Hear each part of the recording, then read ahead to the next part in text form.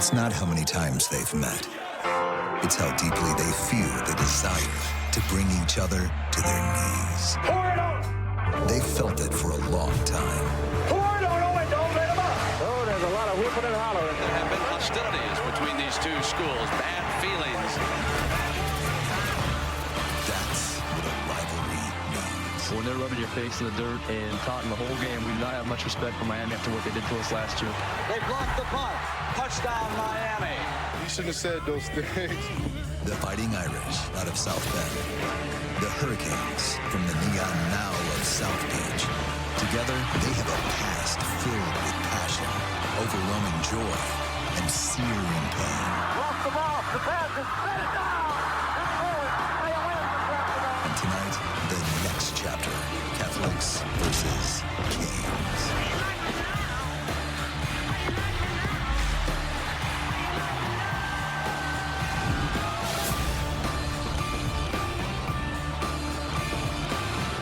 You're watching the ACC on ABC. And welcome everyone to ABC College Football Primetime. This is kickoff week presented by Modelo. And this historic kickoff weekend continues with a rivalry with a colorful past, renewed tonight with another meaningful game. Number 6 Notre Dame and 10th ranked Miami opening the season here at Hard Rock Stadium. They hope to end it here in the national championship game on January 19th. The Irish made it to the title game last season in Atlanta. They lost to Ohio State. Marcus Freeman told his team their national championship wasn't denied, just delayed. He believes this Irish squad is capable of finishing the job, and Irish fans certainly hope so. It's been 37 years since they celebrated a national title. Miami believes this is the year the Canes return to national prominence. Last year they won 10 games for just the second time in 2 decades, but it wasn't good enough to win their first ACC title. They came up just short of a college football playoff appearance. Mario Cristobal believes with his strength on both lines of scrimmage, this is the year they check all those boxes and perhaps play for a national title here on their home field. And good evening, everybody, and welcome. I'm Sean McDonough along with Greg McElroy. Delighted to have you with us. The 29th meeting all time between these two great rivals, but just the 5th since 1990. And Greg, it really feels like the heyday of this rivalry back in the late 80s when 3 years in a row, the winner of this game went on to win the national championship. If they're going to do that this year, they'll need good quarterback play. Each team has a new man at the helm. In the case of Notre Dame, it's C.J. Carr, the freshman, taking over for Riley Leonard. And he's a ridiculously talented passer. His offensive coordinator, Mike Denbrock, described him as a thrower, a pure thrower. And that's going to change the look of this offense just a little bit. Last year, it was really utilizing quarterback run to highlight Riley Leonard's skill set as a runner. Coaches praised his competitive fire, but also, even though he's young, he's got a certain calmness about him. The beauty is he doesn't have to do it alone. He's got arguably the best running back in college football, an experienced offensive line, and maybe the most talented wide receiver core they've had in Marcus Freeman's tenure. It's his first career start. He's the grandson of the legendary Hall of Fame former Michigan coach Lloyd Carr. Meanwhile, quarterback play was not the problem. Offense was not the problem for Miami last year. Cam Ward was outstanding. He was the #1 pick in the NFL draft. And they have a pretty nice guy to step in for him. Carson Beck, 2 years the starter at Georgia. Last year, not as good as the year before. He hopes to have a bounce-back year in his only season leading the Canes. Well, we're all eager to see how he looks. Limited in the offseason because of a UCL injury suffered in the SEC championship game last year. But his skill set's very different from that of Cam Ward. Cam Ward thrived running around, extending plays, playing off schedule. Carson Beck's going to be more rhythmic, more methodical, and the emphasis will be on getting rid of the football very, very quickly. He's very talented, and he hopes to revitalize his career with the Canes. Feels very comfortable here in Miami, both with the surroundings and with his new teammates and coaching staff. Lively atmosphere here in Miami. ESPN's presentation of college football on ABC will return after this message and a word from our ABC stations.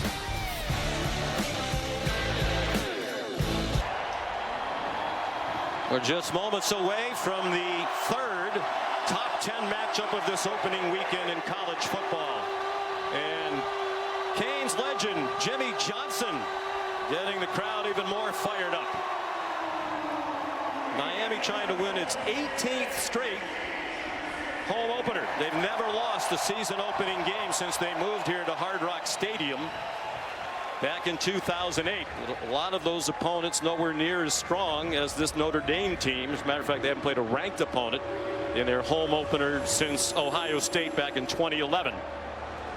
But both coaches said this is a great way to start the season. They don't want to open with a cupcake. They want to dive right in a meaningful game. And there are plenty of stars on hand to watch. Legends on both sides. Jim Kelly, along with Ray Lewis and Devin Hester. Michael Irvin, as always, on hand to watch the U. They're trying to bring back the glory days here. They thought they were on their way to doing that last season. They started 9-0 and then really struggled down the stretch. We talked about the heyday of this rivalry. This is only the 5th meeting since 1990. The last was in 2017. It was a top 10 matchup. But back in 87, 88, and 89, the winner of this game went on to win the national championship. The Canes in 87 and 89. And Notre Dame in 88. 4th season for Mario Cristobal. Steady improvement, but the fan base here in South Florida is ready to get back into the national conversation.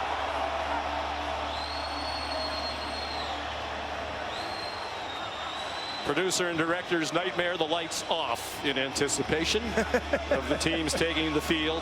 They were 9-0. They were number 4 in the country. Looked like they were on their way to the ACC title game and the college football playoff, but lost to Georgia Tech, lost the regular season finale in a shootout at Syracuse, and that cost them their spot in the ACC title game, and they wound up just outside the college football playoff.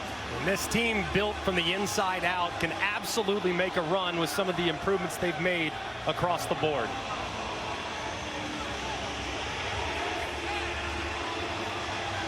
Five national championships for this proud program, but none since 2001.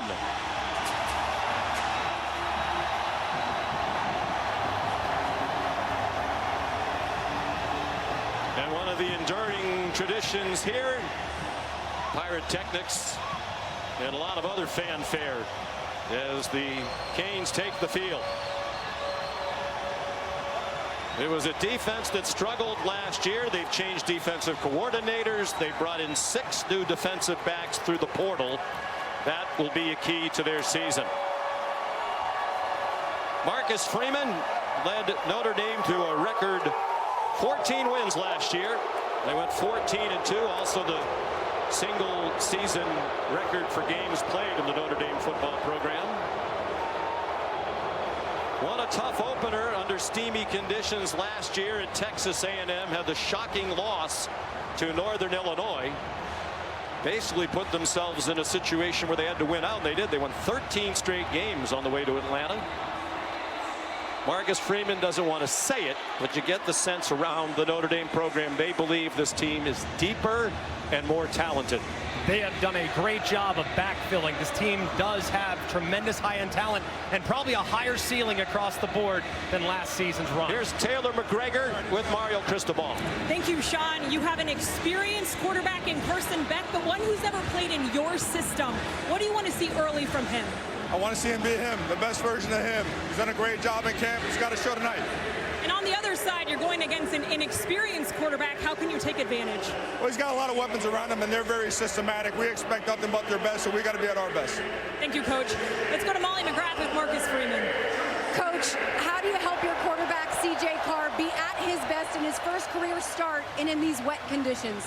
Yeah, we got to take pressure off of him. We got to be able to establish the run game or give him easy access throws. We got to play really good defense. And, you know, what I told him, his best is good enough. Like, just go be you, man. He's a special player, and you don't have to win the game for us. Just do your job.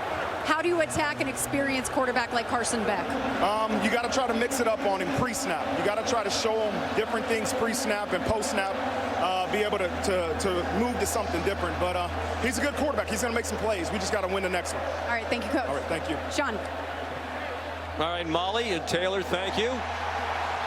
ACC officiating crew led by Adam Savoie.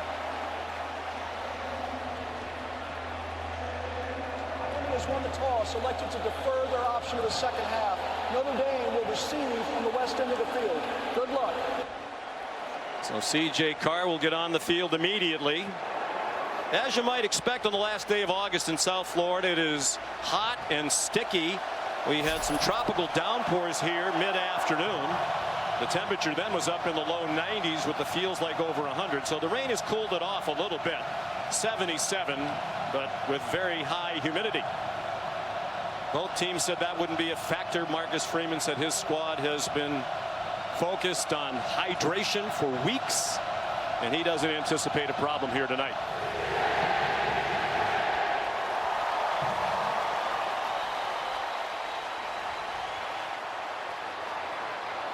What do you think C.J. Carr is experiencing right now? Well, according to the coaches, he's got a tremendous calmness about him. He's been smiling all afternoon. He feels ready for this moment. Football family with football blood running through his veins. He'll be ready to go. He won a spirited competition. They didn't name him the starter until August 19th, and it was a battle with Kenny Minchie. Marcus Freeman said it really could have gone either way. And the nice thing for Notre Dame, they believe they have two quarterbacks who can lead them to victory every week.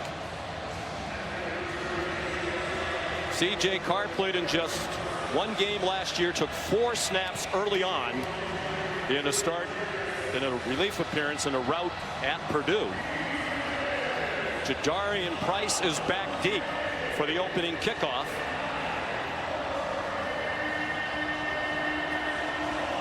And it'll be Carter Davis to kick it off. He's a newcomer to the Miami program as a transfer from FAU not far away. Virtually no breeze as this rivalry is renewed. Line drive kickoff blasted through the back of the end zone. So here comes C.J. Carr. He's been dreaming about this moment his whole life. Redshirt freshman, 6'3", 210 from Saline, Michigan, right down the street from Ann Arbor, where his grandfather was a legendary coach. His maternal grandfather, Tom Curtis, was a legendary safety, and his dad, Jason, was a backup quarterback under Lloyd Carr. 4 snaps against Purdue, that's it. He did not attempt to pass. He hurt his elbow, the same injury Carson Beck suffered in a practice in late September, and couldn't throw for a couple of months. He has Jeremiah Love in the backfield. He faked it to him, a low throw, and a loss of 2. The catch made by Jordan Faison. And O.J. Frederic, who was a starting corner last year as a freshman, is back out there again to start the game. And an easy completion to kind of build up the confidence, but an off-target throw from Carr early on. We asked Mike Denbrock, the coordinator, would they ease C.J. into the game? He said, we'll see how it goes. They do have perhaps the best running back in the country in Jeremiah Love, preseason All-American. Carr will throw it again. They give him another short throw. The tight end, Eli Raridan, lunges forward. He ran into Jacoby Thomas, one of those 6 transfers in the secondary. He's over from Tennessee. And this will be a game of adjustments for both coaches. And Mike Denbrock isn't 100% certain what Miami's going to do defensively, especially in third down situations. So you got to stay on schedule and be willing to make some changes throughout the game. 5-yard gain. 3rd down and 7. 3 straight short passes. Catch and run. And a first down. Great job after the catch by Jordan Faison. They're going to give him all of that spinning, or will they? Now they're bringing the ball back to the 42-yard line for a gain of 14. And a great job by Faison getting upfield, spinning off of it, bouncing off would-be tacklers, and getting upfield for the conversion. Homecoming for Faison. He's from Fort Lauderdale.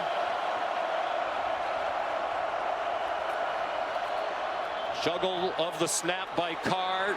Here's Faison again. And a problem for Miami last year was poor tackling, and that's a problem again on this opening possession on defense. 15 more for Faison. So much for answering the question, will they run the ball, take some of the pressure off? of the young quarterback. They come out now, throw it several plays in a row, 4 plays in a row, 4 easy completions, and a great job by Faison after the catch. Played through a leg injury much of last year. They think he'll be a more explosive and dynamic player this season. Here's the first carry for Jeremiah Love. And he got a yard, perhaps 2, to the Miami 42. Here are tonight's impact players brought to you by AutoZone.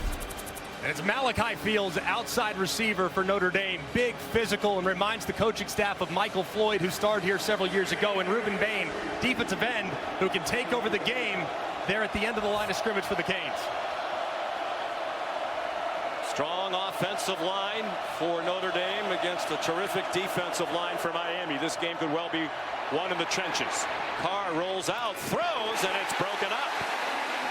Trying to get it to Jeremiah Love. Keontae Scott, another transfer. He'll play the nickel position. He's come over from Auburn. Looks like the throw was just a touch late, which allowed Keontae Scott to use that length to bat the ball away and set up a 3rd and long. 3rd down and 9, likely not in field goal range for their new kicker, Noah Burnett. Possible 4-down territory, though, so you can run it or throw it if you like your numbers.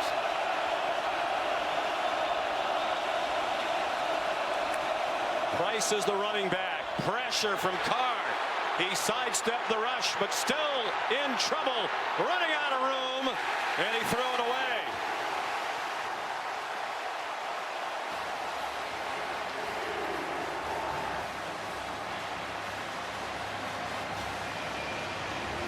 Well, we just mentioned the impact player of Ruben Bain, and here he is coming off the edge. Just a thing of beauty right around the left tackle, Anthony Knapp. Knapp was kind of held inside. It's a good move by Carr to keep the play alive, but nothing going as he worked to his left, has to throw it away. And late it was Marquise Lightfoot pursuing C.J. Carr over to the boundary. Bain, in many projections, could be a top 10 pick in the next NFL draft. He's already made his presence known. Was frustrated last year by a hamstring injury for most of the year.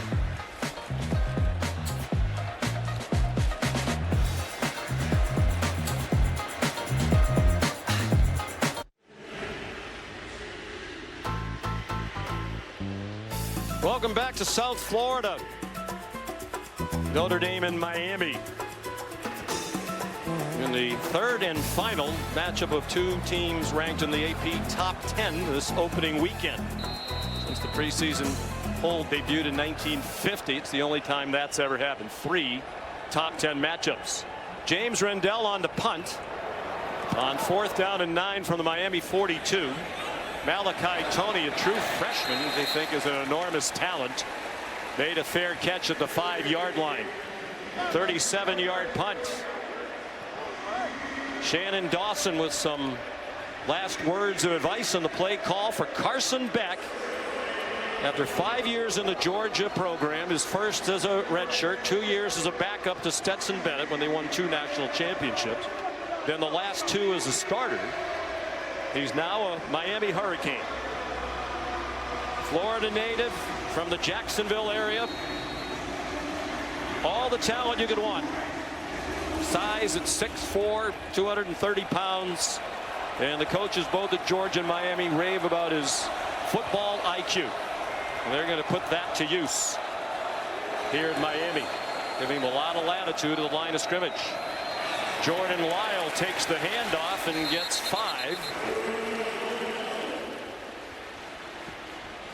Carson Beck last year became the scapegoat a little bit for all the problems that Georgia had offensively, but what people didn't pay enough attention to was how many drops his wide receivers had. They led the Power 4. The inconsistencies in protection along the offensive line and abandoning the run game from time to time. He was not the only problem and is eager to kind of prove that he was going to be the solution now for Miami. It's a pretty good year when you have a problem. You went 11-2 and won the SEC. His first throw as a Cane is on target.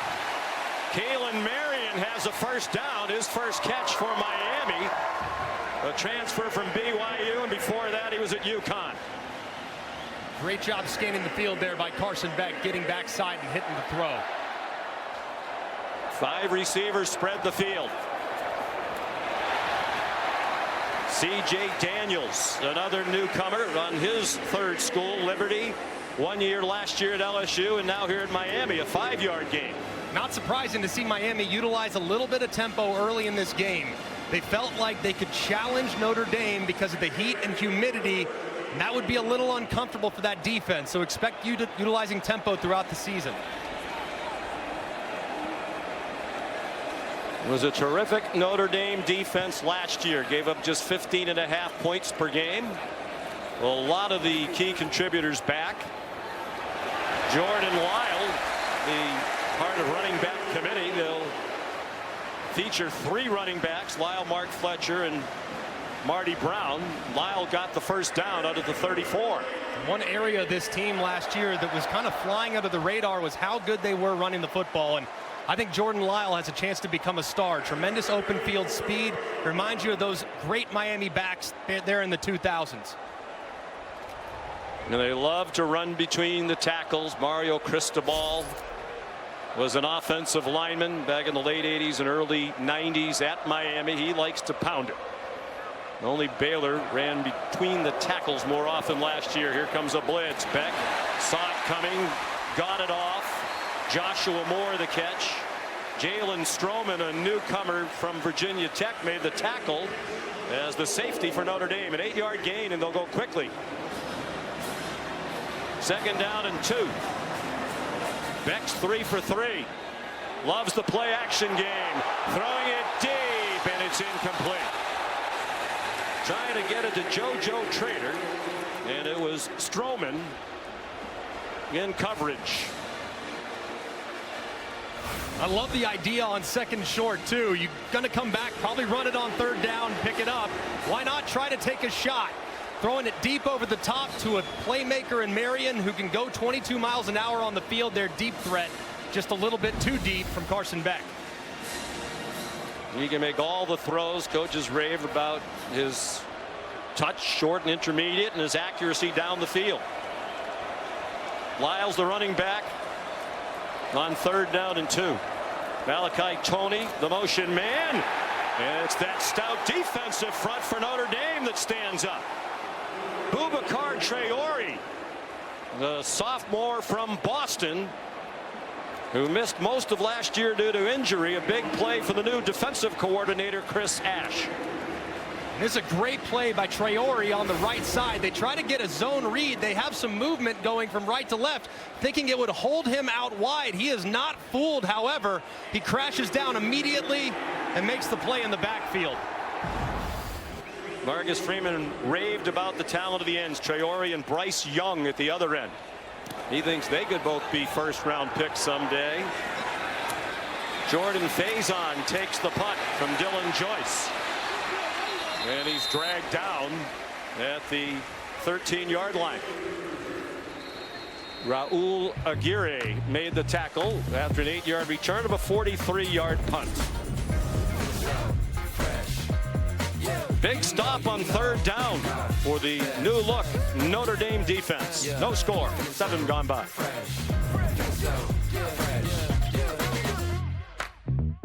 Yeah.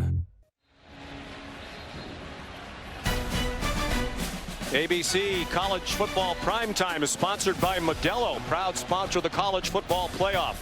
Modelo now recruiting full-time fans. And the fans here at Hard Rock Stadium getting rained on. Recent renovations have covered some of the seats, but not all of them. The light rain has been falling throughout. Mike Denbrock clearly wanted to get C.J. Carr off to a good start. They threw 6 passes, just 1 run on the opening possession. Likely to lean now, you would think, on Jeremiah Love. But not on this play. It's another quick pop. That's a Malachi Fields, who lost the football. Knocked out by Justin Scott. And Miami has the first turnover of the game. Jacoby Thomas recovered it.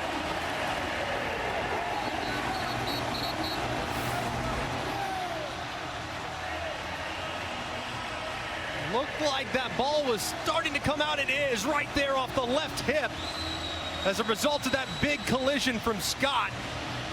Did he secure possession is something they'll also look at, but it does look like ball is just starting to slide out before his backside is down on the ground. Let's take a look right here. Oh, right knee down, but where's the ball at that point? Looks like it's already moving.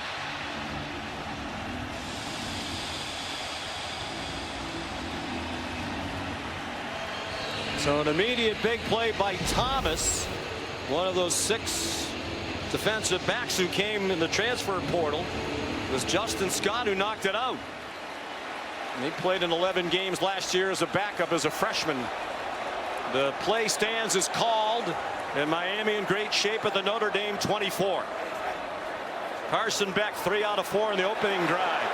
Throwing with a lot of contact. Malachi Toney, the intended receiver, and Christian Gray had the coverage. This game will be a game of cat and mouse. Notre Dame last year played more man coverage than anybody. They went zone on the first drive. Here on the first play of the second drive after sudden change, it's man-to-man. Toney's supposed to be their guy. A little bit of contact down the stretch. You see that left hand on the hip as well. Hard to see it, though, with that white glove on the white pants shot. So 2nd and 10. Jordan Lyle just had his ankle taped back into the game for Miami. He gets spun around for no gain. Perhaps 1. Gabriel Rubio and Joshua Burnham in there. Part of the veteran defensive line. They lost Riley Mills and Howard Cross in the middle. But they have a lot of veteran talent returning as Chris Ash takes over for Al Golden, who went back to the NFL this season as the new defensive coordinator for the Cincinnati Bengals. What will Chris Ash do here? Will he heat up the veteran quarterback, see if they can knock Miami out of field goal range? If you're Carson Beck, you can't take a sack. As we said, he has a lot of latitude at the line of scrimmage, and he's using it. Given a clean pocket, throws, low throw, but a catch made by Keelan Marion. And it's an 8-yard gain. They're just short of the first down, and Mario Cristobal's going to go for it. This is a beautiful route by Marion, who gets the separation against the best corner in college football in Leonard Moore. Mario Cristobal with that imposing offensive line. You probably anticipate a north-south run right here on 4th and short.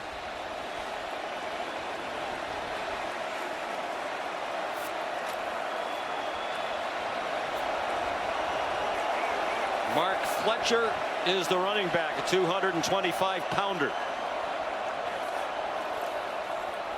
They do pound the rock, as you would expect from a Mario Cristobal team, and it's a first down.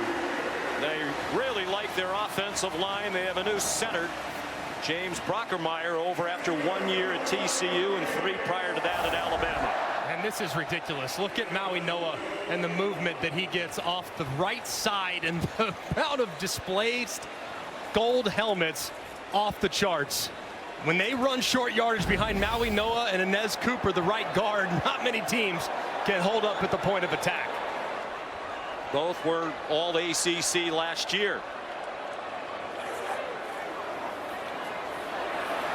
Fletcher, nice cut inside the 10 and stacked up around the 8-yard line. Drake Bowen in on the stop. He's become the leader of this Notre Dame defense.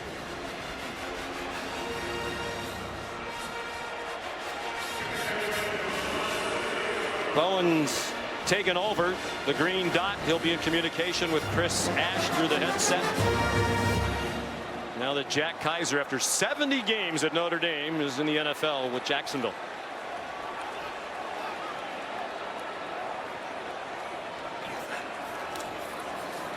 On 2nd and 5, a little hesitation on the handoff, and Fletcher's knocked back by Kingston Viliamu Asa. Loss of 3. So far, a great stand for this Notre Dame defense. Getting off the field here, holding Miami to just 3 points would be a massive moral victory. They've run man coverage these last couple plays. I would anticipate man coverage again. If you're Miami, you probably want to create a pick or a rub to get some separation and get a guy running in space. They send a 3-receiver bunch to the right of Carson Beck. Mark Fletcher's the running back on 3rd and 8 from the 10. Pressure, and the pass is batted down and incomplete.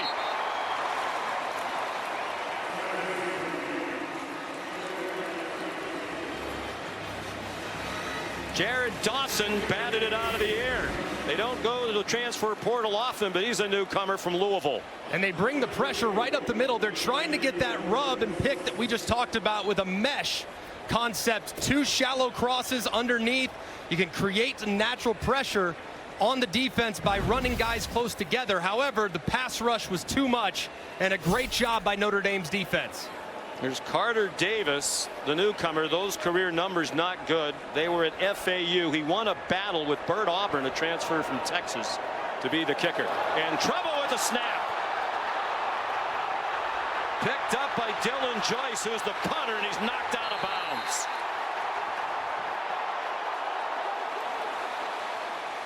And Marcus Freeman's special teams were fantastic last year, but this time they had help from Miami. And this snap just low and outside, almost rolls it back. It was an okay job by Joyce trying to corral it, couldn't do it, calls the fire. And a massive moment for Notre Dame defensively. Marcus Freeman's got to love what he sees. The fumble does not hurt Notre Dame.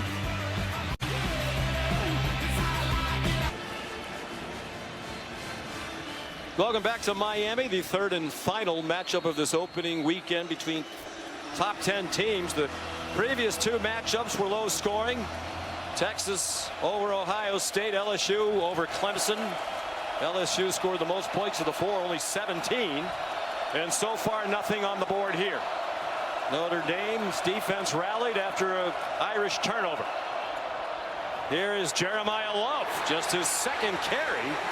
And he rolls out for an 8-yard gain. Here's Molly. Well, Sean, quarterback C.J. Carr showing leadership on the sideline. He went right up to wide receiver Malachi Fields after that fumble, said, "I trust you. I'm coming right back to you." And Carr may be a redshirt freshman, but he commands this sideline. You can tell this team respects and loves him. He's obviously grown up around it.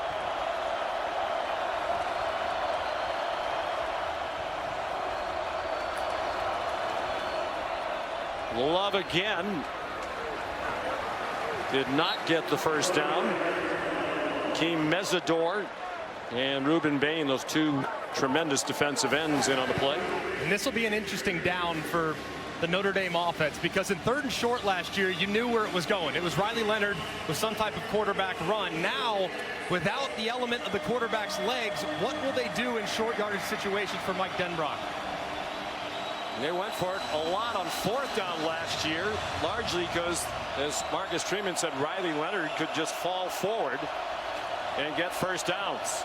C.J. Carr gets blasted behind the line of scrimmage by Big David Blade Jr., a transfer from Louisiana Tech. Welcome to college football, as he ran into 6'4" and 308 pounds. And it's just a bust by the right guard. He's got to block that nose. That nose just shoots right up the middle, and he whiffs completely. He's blocking the wrong guy, and that's the young freshman Gertie Lambert, who's got a lot of talent, but clearly not on the same page with his center there. And the unblocked defender Blay makes the play in the backfield. They watched Blay play last year against Arkansas with a dominant performance, and Mario Cristobal said he was a must-get in the portal. Rendell punts. And Malachi Toney, a fair catch. He's saying, hey, they were too close, but there is no flag. A 43-yard punt. Let's check into the studio. Here's Kevin Nagandi. Sean, good evening. Our multi-view is showcasing a handful of events, including the round of 16 of the U.S. Open, Phillies Braves at the Bank, and college football across our networks. You can experience it all on the new ESPN app. Back to you and Greg.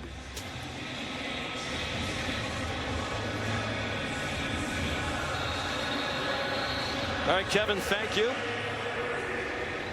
Score here, 1:46 to go in the opening quarter.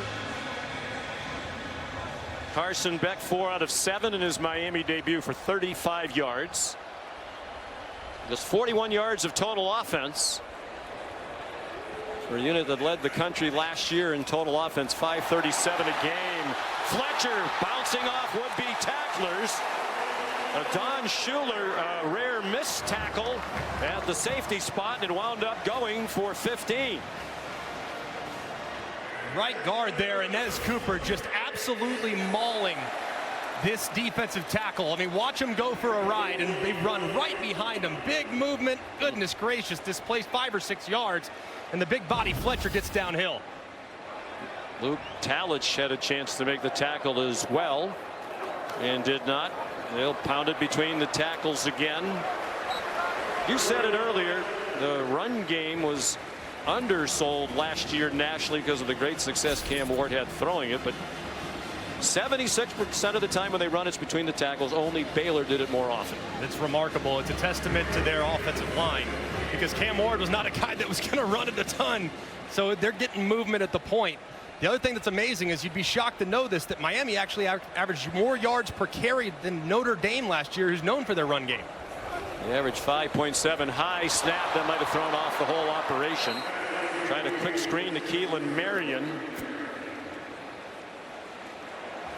Carson Beck letting everybody know the snap was high. I'm sure the center loves that. No. And the throw was a little low. Still catchable, but wasn't going to go very far. What a kickoff week this has been, presented by Modelo. Shades of yesteryear here. Notre Dame and Miami in a meaningful season opener. The Hurricanes are 0 for 3 on third down. They were best in the country last year. 56% plus. Back. Here's Malachi Tony. First down inside the Notre Dame 40. Well, he's a true freshman. They told us they weren't sure how much he would play. He is playing a lot. And how about this route? Look at the quickness in and out of the break. Inside, back, outside. Remember, you know you're going to get man when you're playing the Notre Dame Fighting Irish. And when you have a guy with that much sudden change ability and quickness, it's tough to cover. He's not very big. 5'11", about 180. Here he comes again. And another first down inside the 30. We spoke to Carson Beck and Shannon Dawson during the week. They said, we don't want to build him up too much, but he's an incredibly talented guy. Carson Beck said he's going to watch him play in the NFL someday. The end of the first quarter. Notre Dame and Miami, 6 versus 10. No score.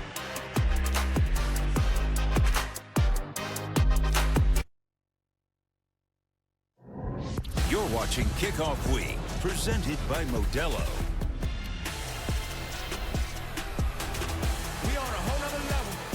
Start of the second quarter here on a humid night in South Florida. No score.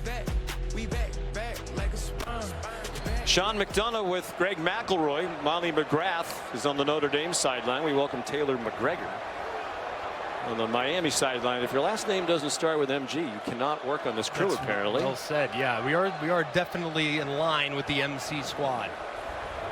1st and 10, Miami at the Notre Dame 28. Here's Jordan Lyle. Grabbed around the legs by Jaden Osbury. They did lose Jack Kaiser, but Chris Ash loves the linebacker core with Osbury, Jalen Sneed, Drake Bowen, and Viliamuasa, among others. Very physical and violent linebacker core across the board. Really complement each other's skill, and they're really paying attention in the backfield with the success that Miami had in the first quarter running the football. Question was, how much would Chris Ash change after Notre Dame played great defense last year under Al Golden? Bringing some of his own ideas. Back throw, single coverage, batted away. Good coverage by Christian Gray on JoJo Trader, and now Gray stays down. That is not good for Notre Dame. Cornerback tandem as good as any in the sport. And the one concern they have defensively is how young they get at corner in the event in which their top two go down. And they love their depth everywhere on defense except at the cornerback position. Well, Marcus Freeman and Chris Ash said that last night. Hurt on the landing, it seems.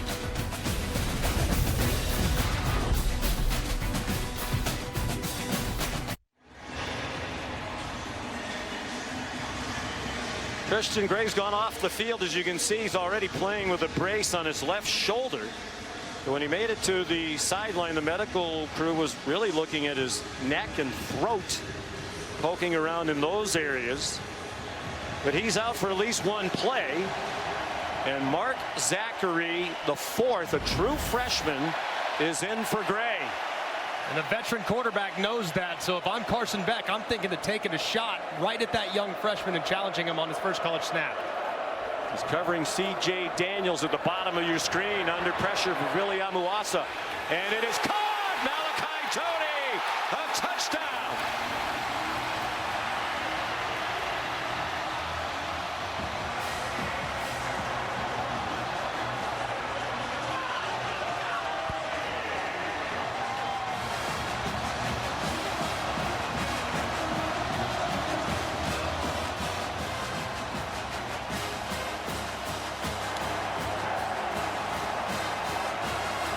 There's a new star in Miami, and he's Malachi Tony.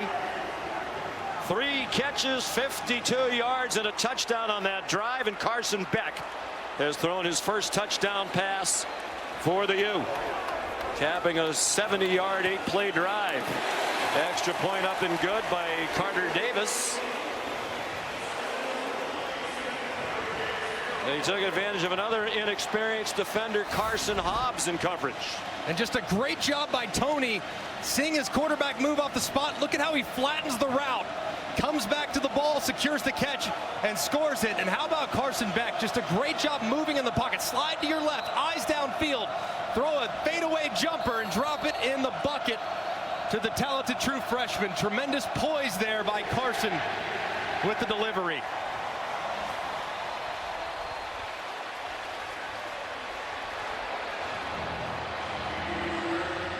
The reaction for Carson Beck, such a frustrating season a year ago.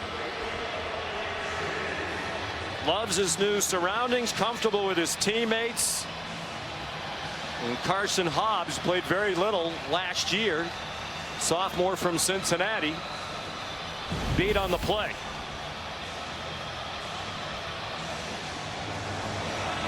So the lead for Miami.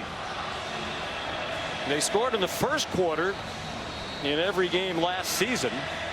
It took them almost a minute in the second quarter to score for the first time this season.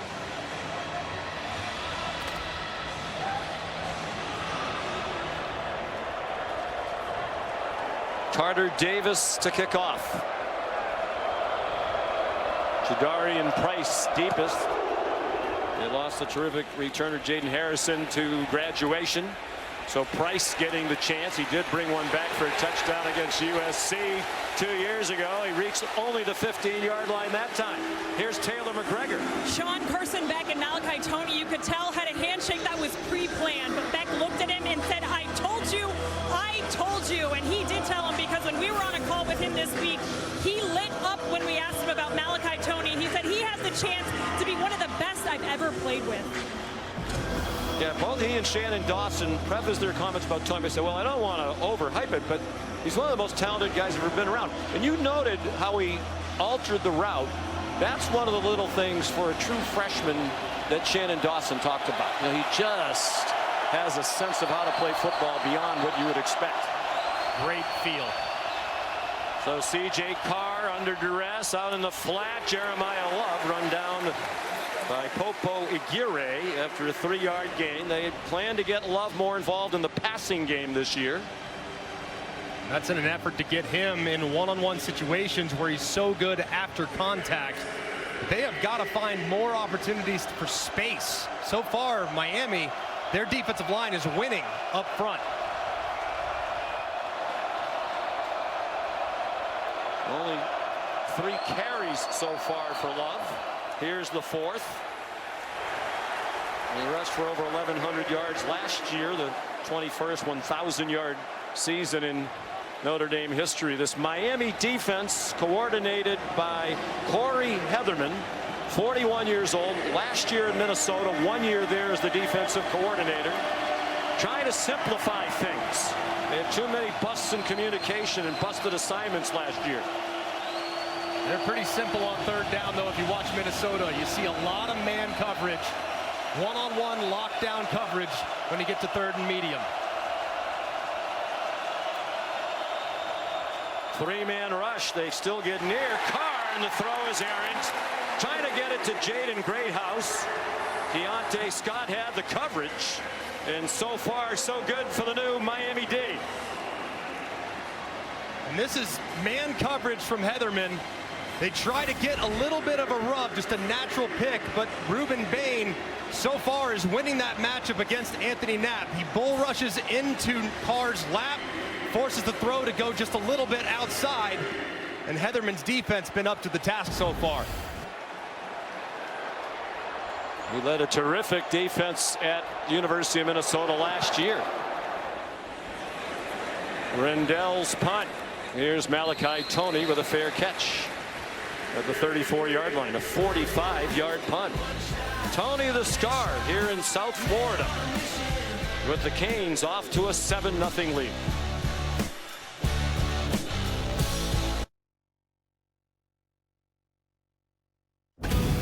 ABC College Football Primetime is presented by Modelo, the mark of a fighter. And in part by Hims, healthcare designed for you and delivered to your door.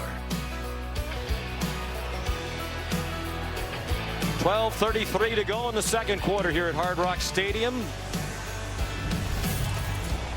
Miami leads 7-0.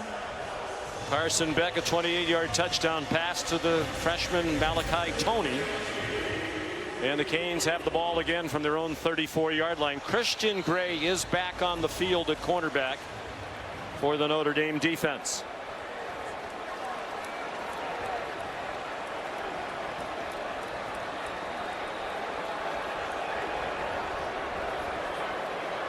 Beck 7 out of 12 for 87 yards. The handoff to Mark Fletcher. Staggers ahead for about 3. Carson Beck started last season off a 13-1 first year at Georgia as the starting quarterback. Preseason first team All-American, one of the leading contenders. I thought he was the favorite to win the Heisman Trophy. Played nowhere near like that. A lot of reasons why, as you said before. We asked him, do you feel like you need to reestablish yourself? He said, no, I still believe I know I'm one of the best players in college football.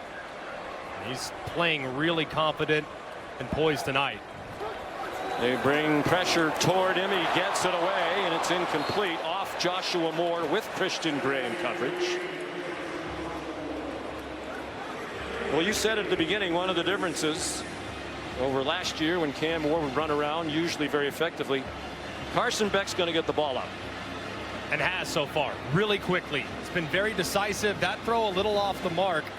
But with this challenge defense that you're seeing from Notre Dame, at some point he's going to take a shot downfield because those safeties getting a little bit closer with every snap to the line of scrimmage. Miami started 0 for 3 on third down. They've converted on their last 2. This is third down and 8. Beck steps up in the pocket.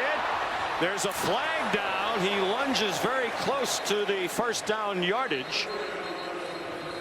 But it looked like there was a hold.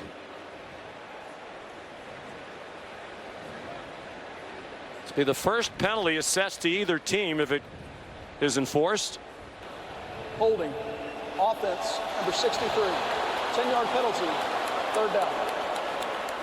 Samson Okunlola with a hold of Jared Dawson. A tough deal for Okunlola as Carson Beck's trying to escape, just has that left hand grab too much jersey, and an easy call for the official.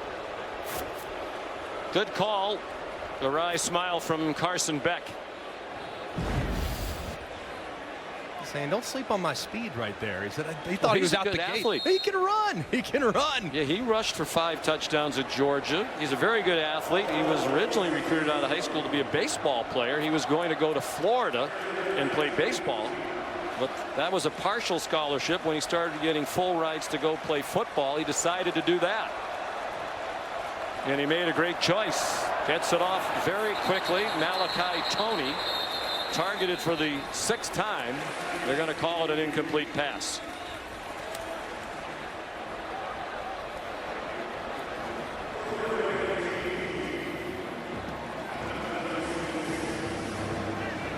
Finally, some answers for defensive coordinator Chris Ash. Miami's had a lot of success running the football, but in long yardage situations, with how this defensive backfield can defend, you cannot get into an obvious passing situation with the pass rush that the Irish has.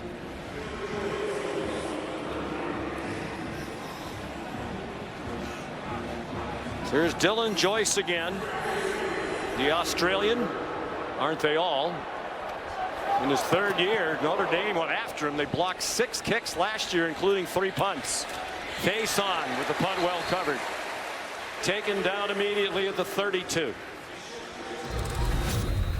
45-yard punt, 2-yard return. It's a heated rivalry, even though they haven't met as often in recent years.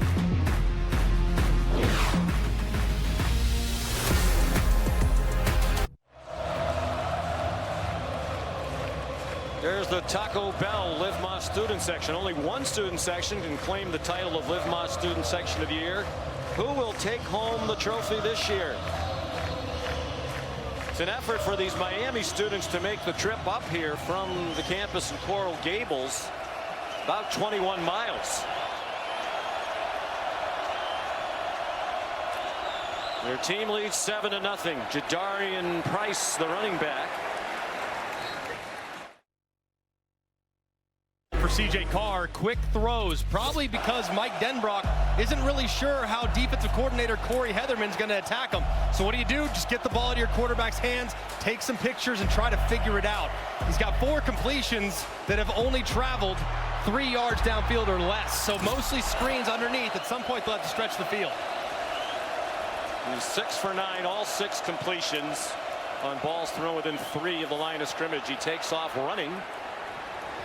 He looks a little bit like the man who wore number 13 last year for Notre Dame, Riley Leonard. There are the numbers we were talking about. He threw the 1 ball down the field early toward Love, and it was a little late and behind.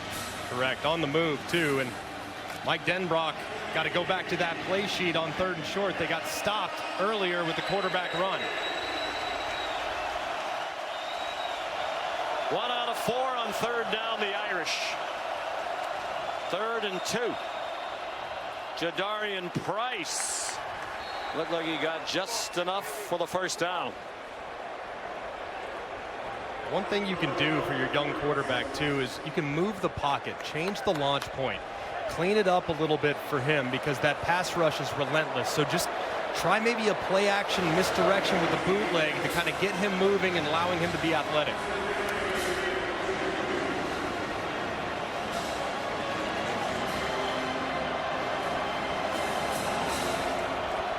Price still the running back. Finds some holes, running to the right, has a 1st down. So the 44 of Miami with a 14-yard run. That's reminiscent of their ground game a year ago. Very nice too, attacking just 3 guys on the right side of that Miami team. There's not enough guys. There's 3 blockers on that side, plus they get some pullers involved with Knapp rolling around. Just a great look there from Notre Dame's offense. Pretty good number 2 running back, 746 yards last year, 6.2 per carry for Price. Timeout called by Miami. They have just 1 left. When things heat up, you don't just want a cold one. You want the coldest one. The cold lagered, cold filtered, cold packaged one. Mountain Cold Refreshment. Coors Light. Choose chill. Domino's Best Deal Ever is back. Any hand-tossed, pan, thin crust, or New York-style pizza with any toppings for just $9.99 online. Last time you got sausage, bacon, chicken, spinach, beef, buffalo sauce. What are you gonna get this time? Get Domino's $9.99 Best Deal Ever before it's gone. C.J. Carr and the Irish offense about to run just their 4th play in Miami territory of this first half. Miami's run 12 in Notre Dame territory.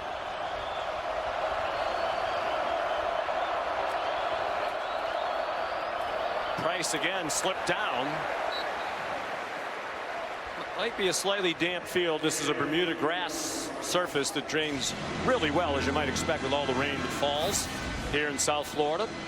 You know Bermuda grass, but it's mostly on a pristine golf course. But he right there stepping on Eli Raridan, kind of twists that right ankle and unfortunately goes to the ground for the Irish. Sticking with Price, Jeremiah Love still has just 4 carries. Mike Denbrock said it's going to be mostly Love this year. It wasn't a 50-50 split, but Price got plenty of carries. It'll be more on Love this season. A completion and a first down. Micah Gilbert got stood up after he picked up the first down. It was Xavier Lucas who made the tackle. Xavier Lucas, another transfer from Wisconsin. And this is a staple play for Notre Dame. Just Z-spot. You got the corner. Very simple route concept that C.J. Carr has probably been running since he was in 7th grade. Great throw, good accurate pass, get him started. And the first career catch for Micah Gilbert. They think he has a bright future. Redshirt freshman from Charlotte. Played in 3 games last year. Love and Price on the field together. Carr a play action pass, a wheel for Love, and he could not make a one-handed catch. With Mohamed Touré in coverage. Another first-year Cane in his 7th year of college football. Lost 2 full seasons at Rutgers due to ACL injuries, including last year. He's a playmaker too. Was a real difference maker for Rutgers a couple years back. Just unfortunate with his injury history. We haven't been able to see him. They say he's healthy and ready to take this linebacker group to the next level. 2nd and 10.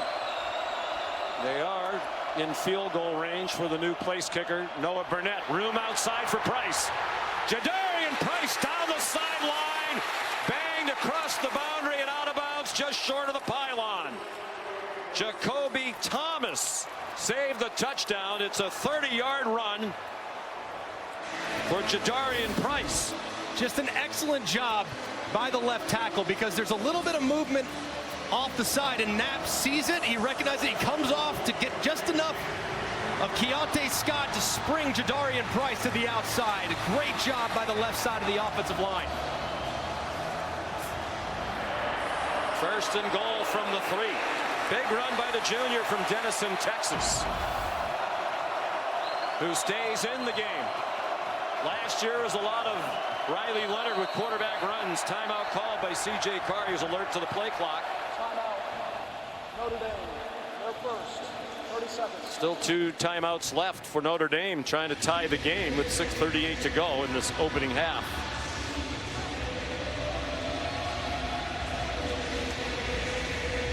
It was the newcomer Zechariah Poyser who got beat around the corner and could not catch up after losing the angle on Jadarian Price. It's been a really nice drive from Notre Dame. They put a lot on the quick passing game early in this game, kind of get their quarterback into a rhythm. But now it's the offensive line who's accepted the challenge of starting to open some holes up front. You can see they're trying to get C.J. Carr more comfortable. It looks like he is. That was a nice throw to Micah Gilbert. Yeah. The offense opening up a little bit. I think he's playing fine. He's just been conservative with the plan so far, but really puts the onus on the offensive line to create some up front, especially here when the yards are tough inside the 5. 9th play of the drive. They've taken it 65 yards. Price remains the running back. C.J. Carr out of the Riley Leonard playbook. Well, that's not his game. He's wearing the number 13, not as an homage to Riley Leonard, who he communicates with still and likes very much. His dad, Jason, wore number 13 as a quarterback at Michigan. Riley Leonard had the school record with rushing touchdowns for a quarterback last year. They give it to Price. Lost the football, and C.J. Carr's on it. Back at the 7. Wesley Besaint, the hard-hitting linebacker, popped it out. Just didn't ever look like the ball was really secured up into the body with one hand. Goes out immediately, and here on 3rd and 6, got to be thinking move the pocket. Find Eli Raridan, the tight end, who's 6'7", long physical body. Jeremiah Love back at running back. Carr forced back.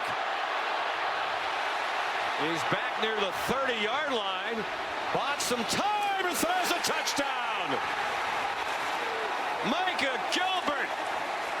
His first touchdown of the first TD pass thrown by the redshirt freshman C.J. Carr, showing that poise the coaches have raved about.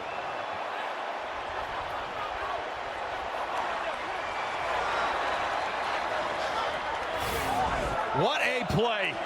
Just continuing to survey. Get depth, get depth, get depth. Back the other way. No, this way. We'll try it. And how about this? Guys in the back end falling asleep at the wheel. It's amazing to see just how much those defensive backs lost coverage and resulted in an easy touchdown. Ahmad Moulton did his best to try to track down Carr, but he lost the chase. Noah Burnett's first kick as a Notre Dame Fighting Irish player is good. 7-7, 5:21 to go in the half.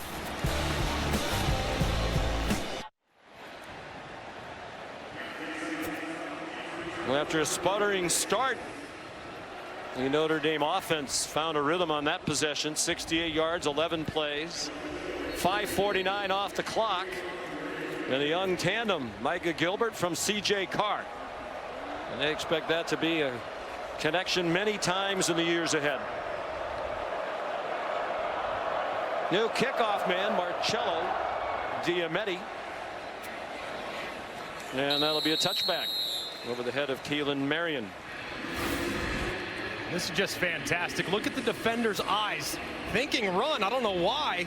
They kind of fall asleep, and as a result, Gilbert is right there, 3 or 4 yards deep in the end zone, right against the sideline. So just a poor job by Miami's defensive backs, staying in coverage, and a great job by Notre Dame finding the open man.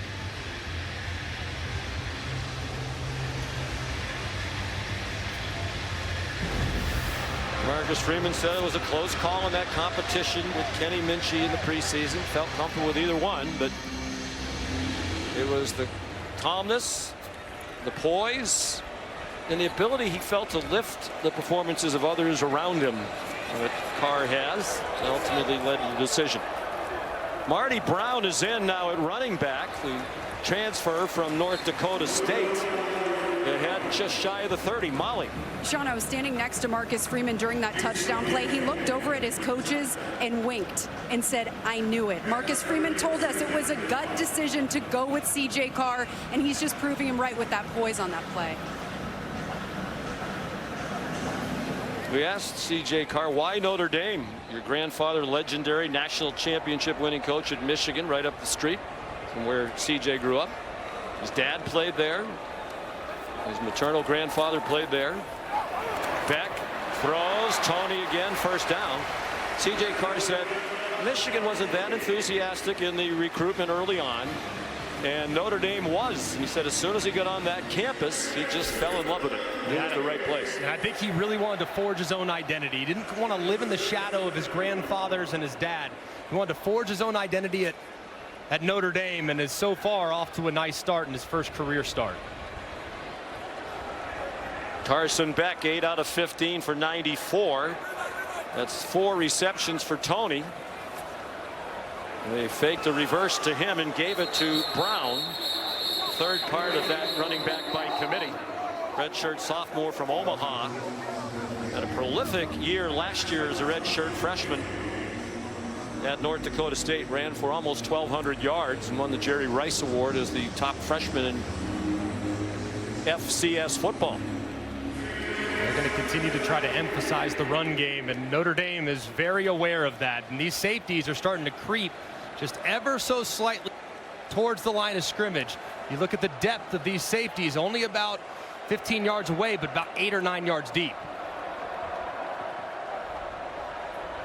Carson Beck will use the time at the line. Now he steps up and throws. Good catch by C.J. Daniels for a first down. We saw the example. Shannon Dawson said Carson Beck will use time at the line because he likes to send the running back out in the pass pattern, and he did there. And this was very nicely done too. Throw just a little bit inside, but it allows you so much freedom if your back is out. Steps up, attacks the line of scrimmage, and throws a well-timed pass just a little bit too far inside to create yards after catch.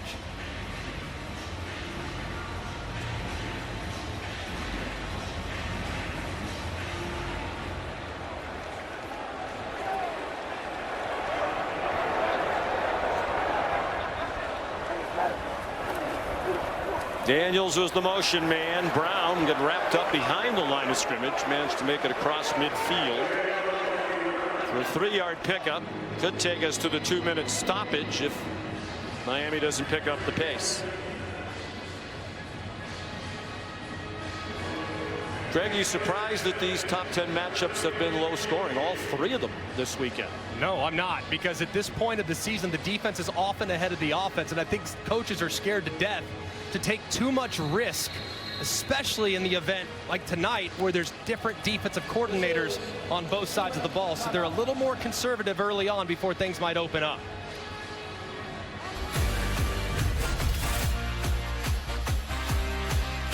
Malachi Toney, a very nice debut for Miami. And C.J. Carr, his first career touchdown pass.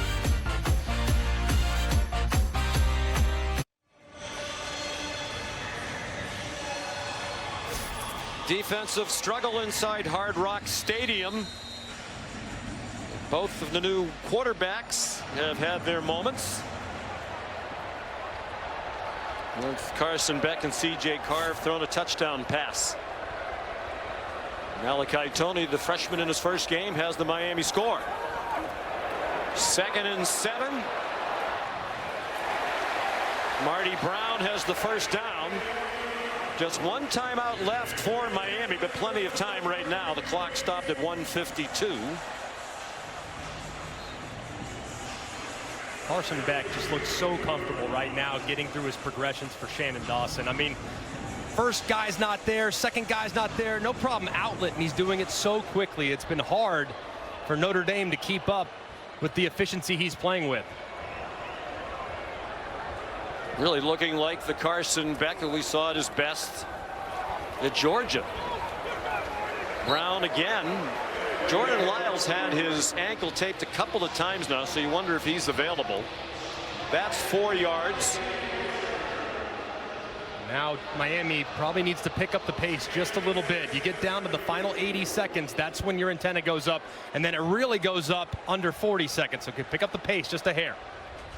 We think Davis will be the field goal kicker if it comes to that again, as long as 51. Keelan Marion swung down, but he has the first down. Christian Gray there for the Irish. Under a minute to go. The clock stops for a moment to move the chain. 7-yard gain. Continuing to see a lot of man coverage from Notre Dame, and at some point you know what time it is. If it's man, you got Malachi Toney. If he gets a one-on-one, you could take a shot downfield, but if I'm Notre Dame, I'd keep eyes on 10. They've targeted him 7 times already. He has 4 catches for 59 in the TD. Beck surveyed the scene, took the check down to Brown, who goes airborne. Sent through the air by Jalen Stroman, but 7 more. There are a couple of players down behind the play, one for each team. Clock's running, they got to roll. I mean, it's Inez Cooper taking his time, and Beck's upset about it. Timeout. Miami, the 3rd and final. As a result, they had to use their last timeout. I think it was Jared Dawson who was engaged with Inez Cooper behind the play, and they were having a conversation. Meanwhile, the clock's running. Big hit there. Tackle by Stroman, known for his tackling at Virginia Tech. It's kind of disastrous sequence there for Miami. They let a lot of time run off the clock because Notre Dame player was kind of right on top of the offensive lineman, and he couldn't get up. So as a result, they had to burn their last time out, which could be pivotal if they have to settle for a field goal after being tackled in bounds. So now do you have to throw? If you risk a run that doesn't get the yardage, the half might end. I think you have to. I think under 15 seconds is when you're really in no man's land, because a hurricane field goal operation, no pun intended, is very, very difficult, especially after you had a bad snap earlier. So I think you have to throw it here, and you can take a couple shots, especially if you have one-on-one up top. Beck's 5 for his last 5 for 36 yards, 12 for 19 total. Under pressure, off his back foot, up for grabs, and caught! C.J. Daniels, a tremendous one-handed catch.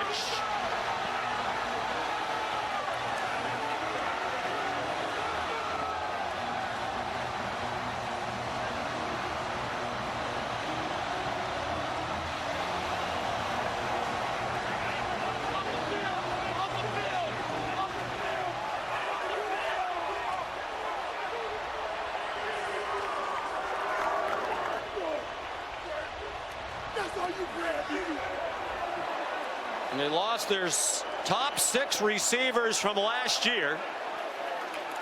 Daniels, one of several brought into the program. He's a transfer from LSU.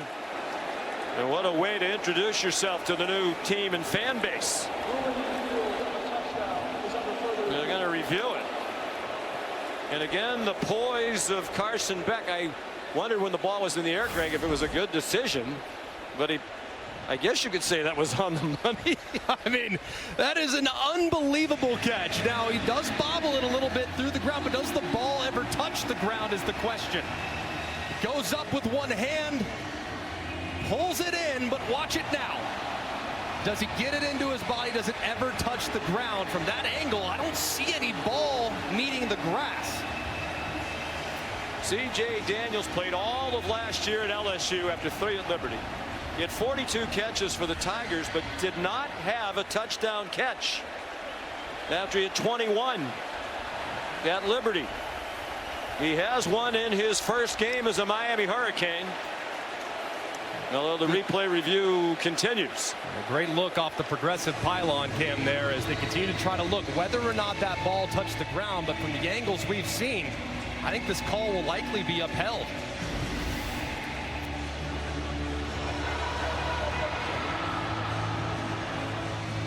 Do you like the decision by Becker? Did he get away with it because of the great catch? Because if that's not a one-handed snatch, it looks like it's going to be an INT. After further review, the ruling on the field is upheld. Touchdown Miami. And to answer your question, Sean, no. In my quarterback room, we're not teaching that play. But a tremendous, tremendous catch. And that was a great pass rush from Boubacar Traore. And Beck now has twice thrown touchdowns under duress because of his ability to move away and buy a little time.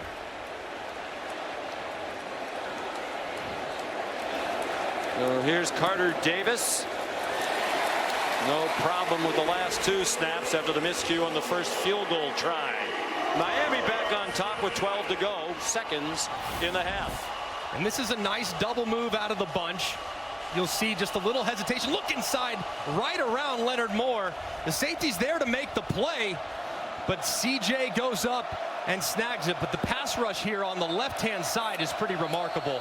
He's the one in Boubacar Traore that forces Beck to retreat off of his spot. He beats the left tackle inside, spins inside, and look at the retreat. Just a little bit of time that Carson Beck was able to play, and that's now 2 touchdowns off a fadeaway jumper. Look where Don Schuler was going. I think he was anticipating he was going to catch that ball and take off in the other direction.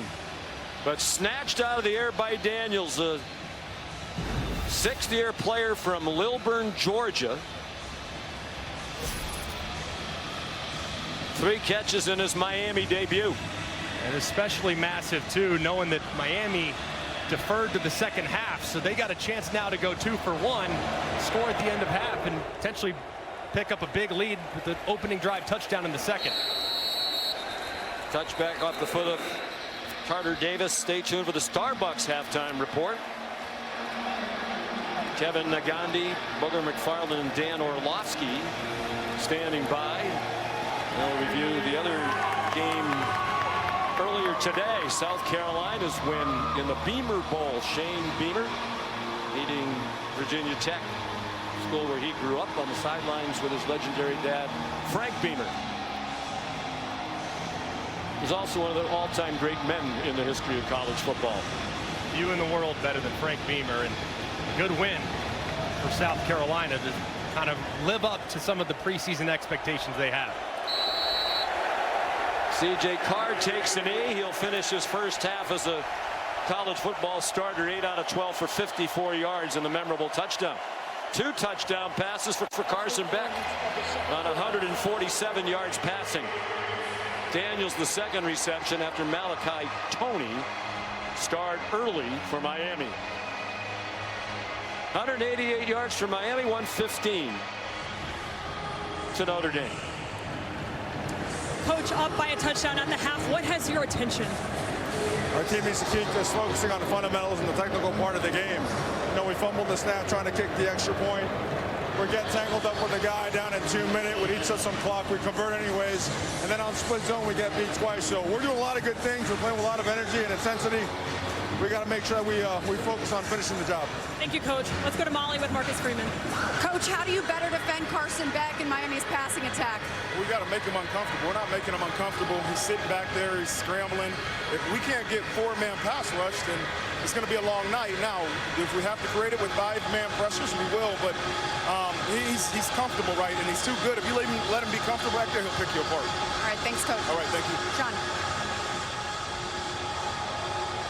At halftime, it's Miami 14 and Notre Dame 7. Let's send you down to the studio for the Starbucks halftime report with Booger and Dan. Here's Kevin Nagandi. Sean, thank you so much. You see, of course, skyline outside Hard Rock as we... You're watching Kickoff Week, presented by Modelo.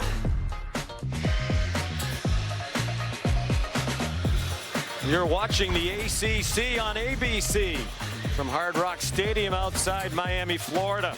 Welcome back to ABC College Football Prime Time as Kickoff Week presented by Modelo continues.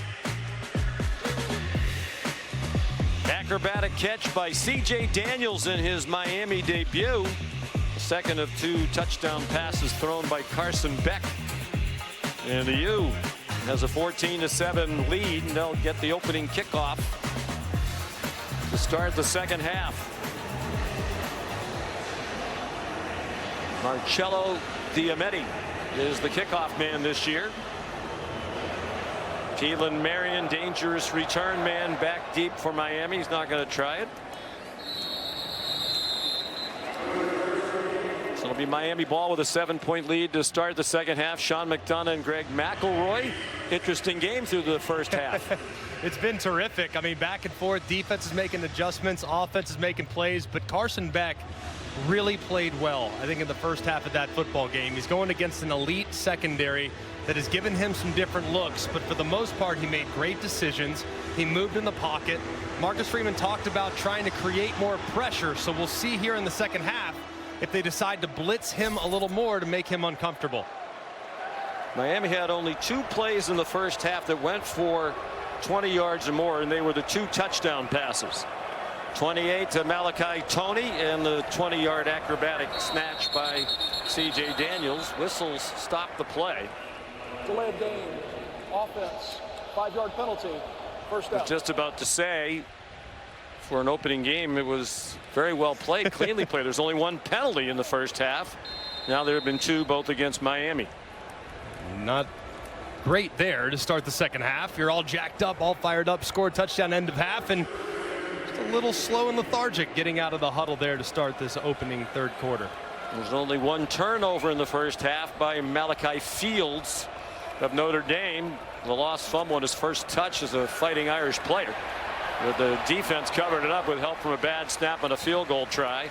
Beck runs back across the original line of scrimmage, and here's a look at his first 30 minutes in a Canes uniform. Very decisive, but I love how he moved in the pocket and how he kept his eyes downfield. Long yardage, 3rd and 10. Slides to his left, keeps his eyes downfield, and throws a perfect ball to Malachi Toney for the touchdown. And then another great rush by Boubacar Traore inside. He's got the double move working right. He buys just a little time by drifting backwards, and C.J. Daniels makes an incredible catch. 2nd and 10. Mark Fletcher, a hard-earned 2 yards. Jared Dawson made the tackle. Now, obvious passing situation. Marcus Freeman talked in the first half about how do we make Carson Beck more uncomfortable? Well, you can do that by blitzing, and Carson is great with his protections and making sure he redirects where it needs to go. Let's see if Chris Ash decides to allow these guys up front to pin their ears back. Well, there's a difference. We chatted with Carson Beck the other day, said at Georgia he was not allowed to do much at the line of scrimmage, maybe check out a one run to a different run, but he has much more flexibility here, and he's done it very well. He's on target for another first down. Elijah Lofton, the tight end, he was a backup last year and had 9 catches, has a grab here for 15 yards and a first down. And look at the eyes. What does that tell you? Zone coverage. What does Carson Beck do a great job of? Diagnosing it and making a great throw. When the eyes are on the wide receivers, you know it's man, but when they're on the quarterback, you got zone. He throws a perfect ball to his tight end for the conversion. Beck 7 for his last 7. Dating back to the end of the first half. 2 years ago, when he had the big year at Georgia, he completed more than 72% of his passes, the Bulldogs' single season record. That dropped off by 8% last year. That's 8 in a row. Mark Fletcher swung out of bounds by Kingston Viliamu Asa, but it's 8 more for Miami. Miami trying to take a shot downfield. Notre Dame does a great job of covering up those big plays, potential downfield. He checks it down. Now you got 2nd and short, and your offensive coordinator has his entire playbook available to him. And that's Shannon Dawson in his 3rd year here at Miami. He and Carson Beck hit it off immediately.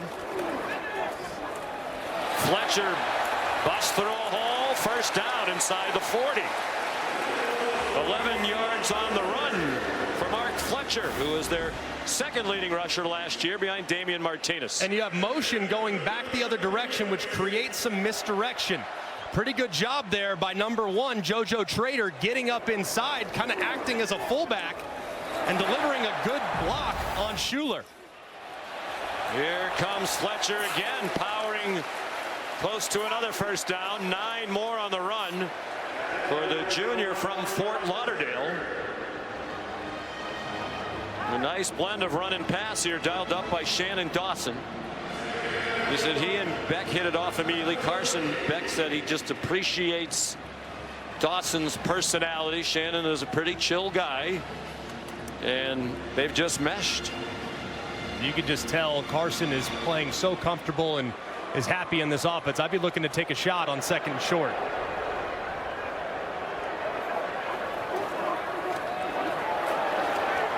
Fletcher the first down. Of course, when Carson Beck got here, he couldn't participate in spring practice. He was coming off the elbow surgery on his throwing elbow in late December. So he took the time to get in the meeting room, get to know his teammates. Couldn't throw until March. He said that really wasn't a problem. Yeah, but developing those relationships, working on the chemistry without being able to throw was massive. So when he got to throw in the summer, just 300 balls a week, was on a pitch count, he had already developed such trust and rapport. He hosted a Super Bowl party, did an amazing job this spring, really making sure his teammates came first. Marty Brown, the ball carrier. And Shannon Dawson said, you know, they did their homework on Carson Beck. There was a lot of stuff out there on social media last year. But he had a long conversation to Dawson with Todd Monken, the former offensive coordinator at Georgia, who's now with John Harbaugh and the Baltimore Ravens. And he said Monken went on for about an hour, all with positives. You know, he's a competitor. He's very smart. He takes coaching very well. He can make all the throws. You're going to like having him. And Dawson said everything Todd Monken said has turned out to be true. Quick pass to Joshua Moore on the 9th play of this drive, and Christian Gray was ready for it. There's also a flag down. Hard to tell if that's a flag or an orange glove. I think that's what it is. It looks like a flag at the 27-yard line. Here's a big 3rd down opportunity for Notre Dame. Well, Miami's done a good job getting into field goal range. Carson Beck cannot take a sack here to make this field goal more complicated. The ball's got to come out like it had in the first half. They are in field goal range. Plenty of time. Malachi Tony. Out of bounds at the 9.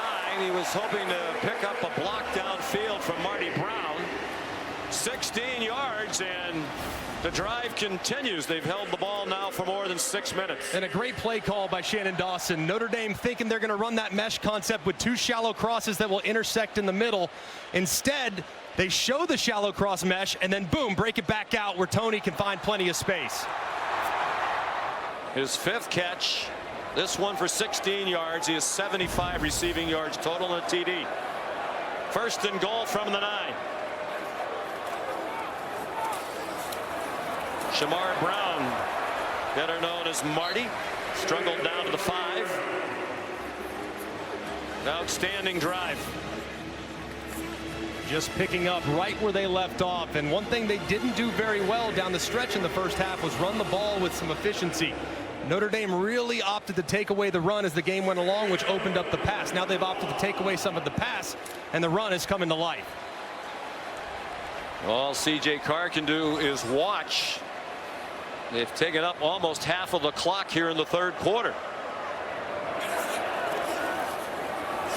Brown down to the goal line. They're trying to push him across. Fans think he has scored. The officials haven't raised their arms yet.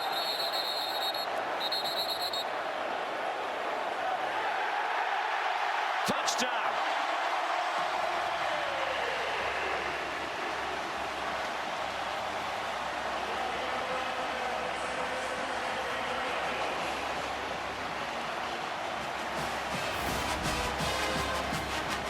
So hard to tell in the scrum whether or not that ball does cross the plane. The fact that it was called a touchdown on the field is massive. And big Francis Maui Noah and Nez Cooper pushing all the way through to find pay dirt. Just a physically imposing, challenge-making drive for the Miami Hurricanes. So we got more than half the quarter. 7 minutes and 37 seconds. 75 yards in 12 plays, and Marty Brown, another newcomer from North Dakota State, where he's had 15 touchdowns as a freshman last year, has his first for Miami. The replay booth taking a look at it. Bill Scott is the replay official. So that's the first rushing touchdown of this game if it stands, and we anticipate it will. And it has. Carter Davis makes it 21-7. And the onus on C.J. Carr and the Irish offense to respond when they finally get their chance here in the 3rd quarter. A lot of newcomers shining tonight for Miami.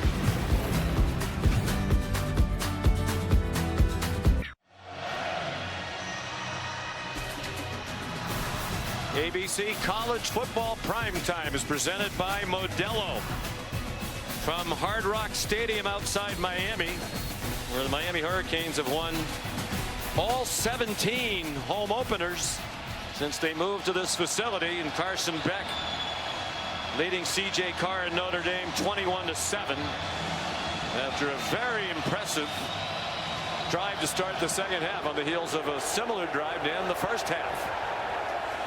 Carter Davis a touchback. C.J. Carr on the field for the first time in this half. The highlight of the first half in his first career start. This touchdown pass. Yeah, just a great job of extending the play, buying time. Defense, the backfield falls asleep, and he throws a perfect touchdown. But that was really the last meaningful snap that C.J. Carr has played in the 7-7 at the time when he delivered that throw. Now in a 14-point deficit, put some pressure on the young quarterback. 8 for 12. They started the game with 4 straight short passes. Meanwhile, the man many consider to be the best running back in the country, Jeremiah Love, has just 4 carries. And they faked it to him again, and the pass errant in the direction of Eli Reardon. Well, Sean, quarterback C.J. Carr with a lot of short passes in the first half. Marcus Freeman told me they'll let him open it up a bit, throw the ball downfield, emphasizing the priority, loosening things up for the run game. He emphasized we have to run the ball better. We have to get the ball into Jeremiah Love's hands. He is our best playmaker. We need a long, explosive run from him. Preseason first-team All-American. They send him out of the pass pattern. That pass is batted down.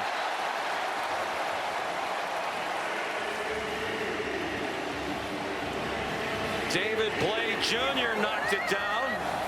They really cannot afford a quick 3-and-out here with as much as the defense has been on the field. The last 2 Miami touchdown drives took 22 plays. The only Notre Dame play in between was the kneel down at the end of the half. Almost 13 straight minutes with the ball for Miami.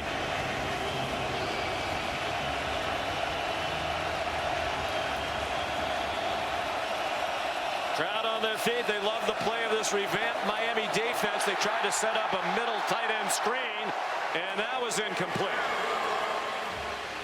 Intended for Eli Reardon, the tight end. Just a nightmare start for the Irish in the second half. To see their defense get physically pushed at the point of attack all the way down, giving up a couple third down conversions through the air, and then their offense going 3-and-out with 2 very inaccurate passes. They got to settle down on the sideline. 4th punt from James Rendell. Drives Malachi Tony back. And he's out of bounds at the 30. Perhaps the best news of all tonight. Corey Heatherman's defense, if you're a Miami fan.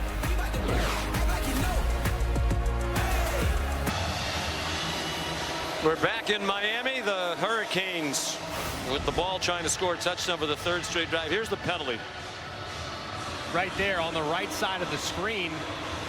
The transfer from Louisiana Tech, David Blay, kind of hits the defender for Notre Dame. Bad call. I didn't think there was enough there to warrant a 15-yard penalty. Let's bring in Matt Austin. Matt, do you agree?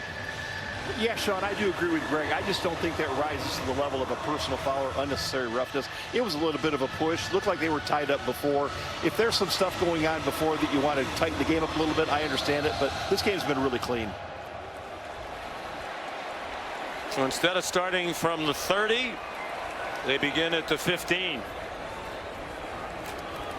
They stick with Marty Brown, who just scored the last touchdown.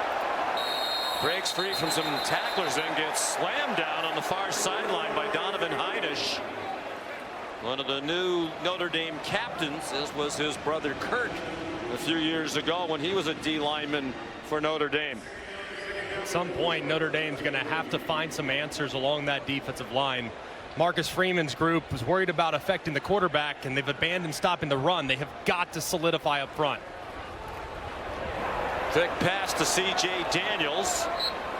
He got stood up just short of the line to gain. 3-yard gain. It'll be 3rd down, less than a yard. This is a big down for Chris Ash's defense. They've struggled so far in the second half at the point of attack. You know exactly what's coming right here. It's going to be a running back dive favoring the right side of the offensive line behind Cece Maui Noah and Inez Cooper, the right tackle and right guard respectively. Miami starting to dominate the time of possession with these 2 long touchdown drives, the last 2 possessions. 10 yards, 10 plays rather, in 12 plays. The last 2 Miami drives. Brown slips on 3rd down and about a foot. Lost yardage on the play, and Markel Bell, the left tackle, is slow to get up. Timeout for an injury to an offensive player. That was enormous for Notre Dame. Really did a great job on the right side of that defensive line. They knew where it was going. That ball's going to the right-hand side behind the All-Americans. They stop it immediately, and Brown tries to get back to the left, where he rolls up over the left leg of his left tackle. Just a huge stand for the Irish.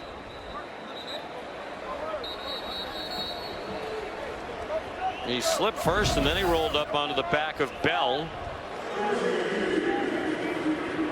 If they have a concern on the offensive line, it would be Markel Bell, the left tackle. He's been pretty good. Has had his hands full a couple times with the edge rushers, but in the run game, that's where he's excellent. So a big stop for Notre Dame with help on the slip, obviously. Dylan Joyce, a tumbling punt. It takes a bad bounce for Miami. It is downed at the 36. Winds up as a 41-yard punt. 5:11 to go, 3rd quarter here in South Florida. The home team up by 14. When you're down in here, okay, and he can come down and smash you and go up to the next level. All right, let's go. So tomorrow we cap off this big Labor Day college football weekend on ESPN at 8 with the much anticipated debut as a college head coach of Bill Belichick. This Carolina Tar Heels hosting TCU. It'll be a sellout crowd. They've sold out every home game this season. Lou Holtz knows what it's like to coach college and pro. Tremendous excitement in Chapel Hill. Belichick, after 333 career wins in the NFL, is now a head coach in college at age 73. Jordan Faison on a critical possession now for Notre Dame. 5 minutes to go in the 3rd quarter, down by 14. And everything going against them. That's a 5-yard pickup. They absolutely need to get the ball to Jeremiah Love. Hand it to him off tackle. You had some success with that in the 2nd quarter. Get to that play and get him some touches. It's all throws here in the 2nd half for C.J. Carr. Reardon the catch. He has a 1st down. It's enough to make you wonder if there's something wrong with Jeremiah Love. He was banged up at the end of last year on a bad knee that limited his carries and his productivity.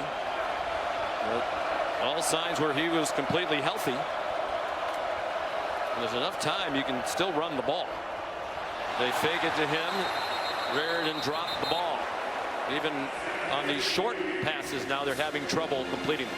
Yeah, and so much of what Jeremiah Love's responsibility tonight has been as a decoy. And I get that, at least early in the game, but at some point, you got to feature your best player. Jadarian Price had some success there in the 2nd quarter. Now it's Love's turn to run some of those plays off tackle that gave Miami some fits. 6 second half plays, all of them passes for Notre Dame. Jeremiah Love has 4 carries.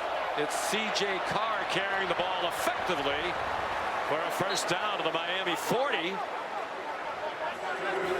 13-yard pickup.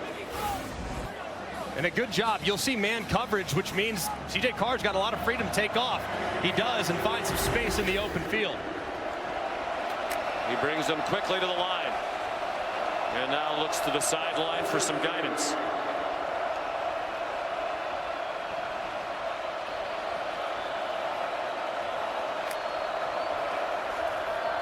Given a pocket, hand fighting, and what a catch! Malachi Fields beat O.J. Frederick in a one-on-one battle. A 27-yard gain.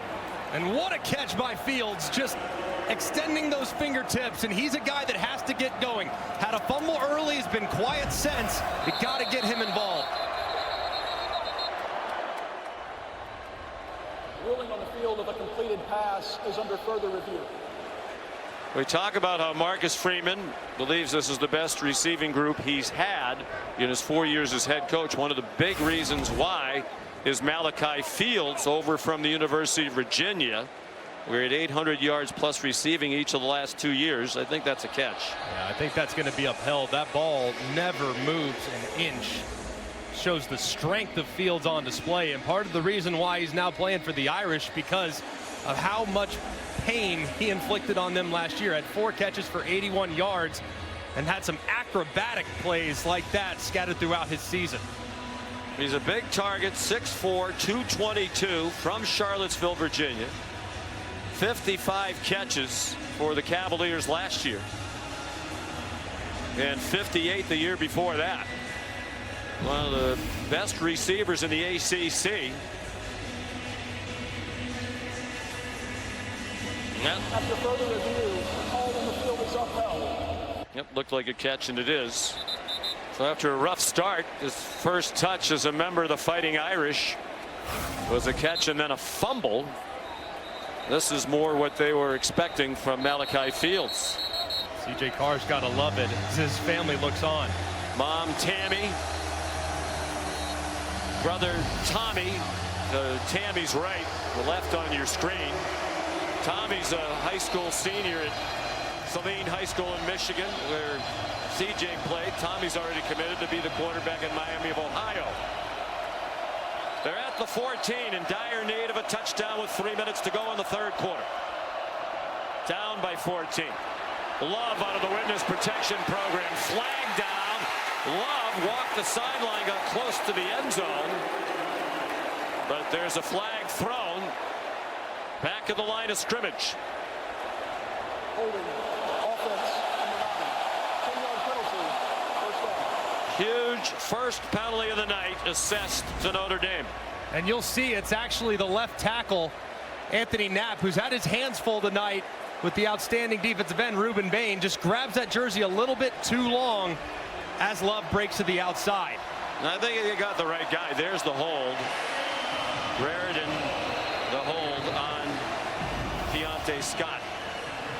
Definitely looked like bad timing for their first flag of the night. They're back at the 24-yard line. 1st and 20.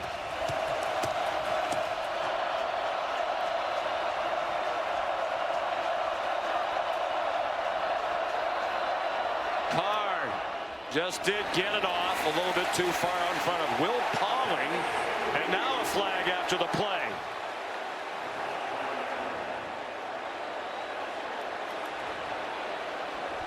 Perhaps for a defensive holding penalty.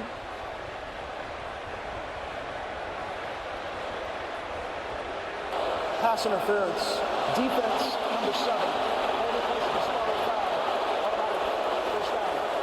Zechariah Poyser, one of those transfers in the secondaries from Jacksonville State. And he's locked on one-on-one as they try to break to the outside. And he just wraps him up. It's pretty close collision, but doesn't allow Pauling to get to the out and try to make a play. Marcus Freeman hauling for the flag, and he got it from the nearest official on his sideline. So a key penalty against Eastside, and now it's 1st down and 10 under 2.5 to go in the third quarter. Miami 21-7. Jeremiah Love turned the corner and got 2. Ran into Ruben Bain Jr. That's the run play that we've been clamoring for. That edge run, just get Miami going a little bit horizontally. They played it well there. Here in the red zone, when the field condenses, you want to look in the direction of guys with length. That guy in this case is Malachi Field. Just made a great play to get you down here. If you get a chance to take advantage of one-on-one, that's where I'm looking from CJ Carr.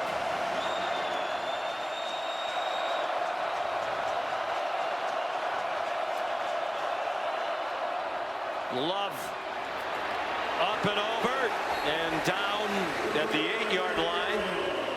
Made a habit of leaping defenders last year. 3-yard pickup there. Here comes a critical 3rd down. Down here, 3rd and medium. Could see quite a bit. I would move the pocket. If I'm Mike Denbrock, the offensive coordinator, I would try to create a little bit of a rub. I'd burst someone out in the flat. I would roll C.J. Carr to his right to simplify the read. Officials have stopped the play for a moment. It looked like there's a problem with the chains on the far side of the field. 3rd down and 5. Notre Dame is 3 out of 7 on 3rd down. Adam Savoie still trying to figure it out.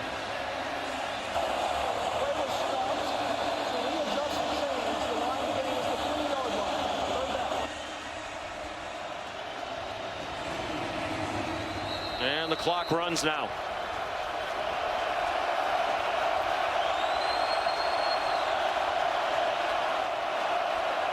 Love is the running back on the left hip of C.J. Carr.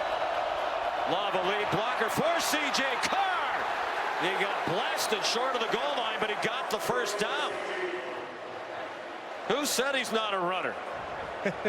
That looked a lot like Riley Leonard. Same plays they ran with such great success in the red zone and in short yardage situations last year. Yeah, it's been about quarterback run game even tonight. In the absence of Riley Leonard's athleticism, quarterback runs been their friend when they've gotten inside the 5. Carr's now rushed 5 times for 23 yards with a long of 13. Jeremiah Love lowers his head. Did not get to the goal line. Stacked up just short of it. And now a flag thrown. Did they drive him back for too long?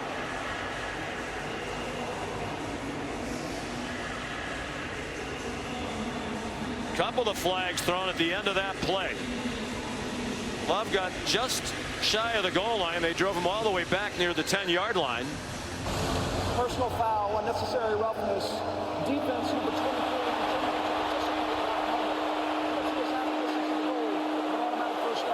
Dylan Day lost his helmet.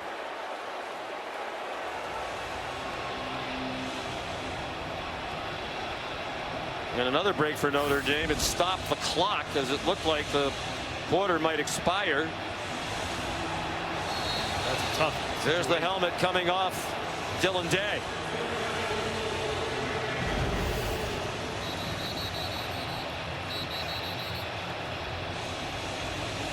Now the clock. Set the game clock to 26 seconds, the play clock to 25 seconds, and start both clocks on my signal. Issues with the chains, issues with the clock. Marcus Freeman's team helped by a couple of defensive penalties here against Miami. 1st and goal from inside the 1.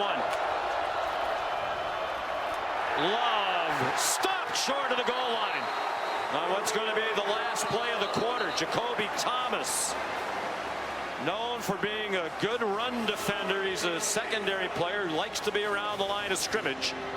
And he was there to stop Love, who lost his helmet at the end of the play. End of 3, 21-7 Miami, but Notre Dame's at the goal line. 2nd and goal when we come back. ESPN's presentation of college football on ABC. We'll return after this message and a word from our ABC stations.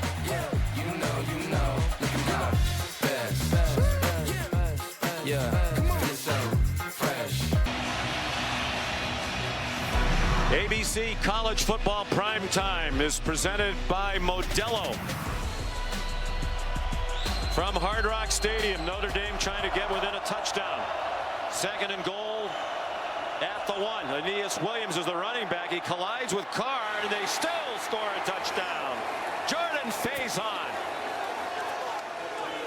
Tammy Carr watches her son throw his 2nd touchdown pass of his college career, both tonight in his first career start.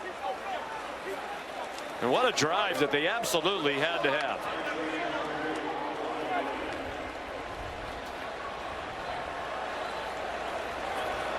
There's Noah Burnett, a transfer from North Carolina. They try to make it a 7-point game with almost the entire 4th quarter still to play.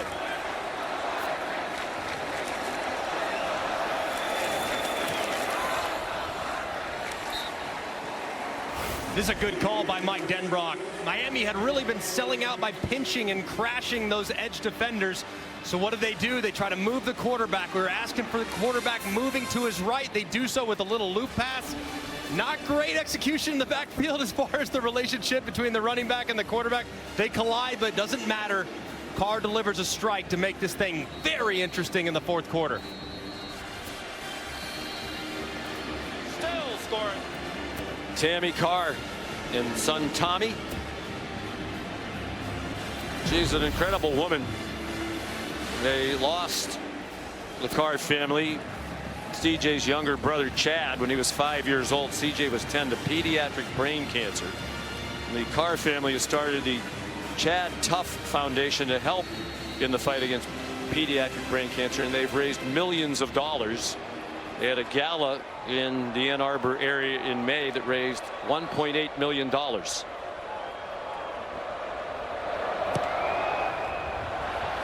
And there's a touchback by Diametti. You know, we talked to CJ Carr, all the build up to his first college start, the quarterback at Notre Dame, the pressure. He said, when you've been through what our family's been through, this isn't pressure. And he has the tattooed Chad with the cross on his right wrist.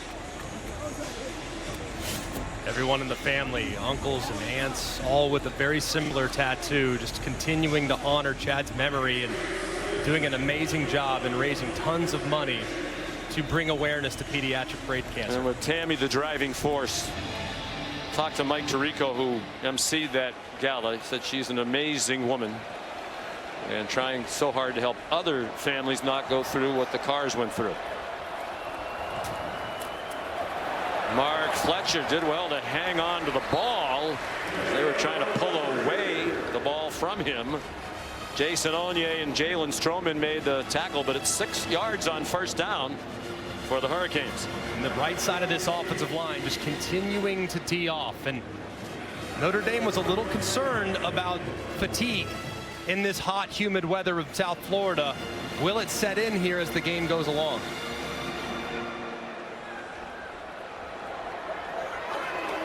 Beck 11 for his last 11. Flag thrown as he lofts one. Tony trying to run under it.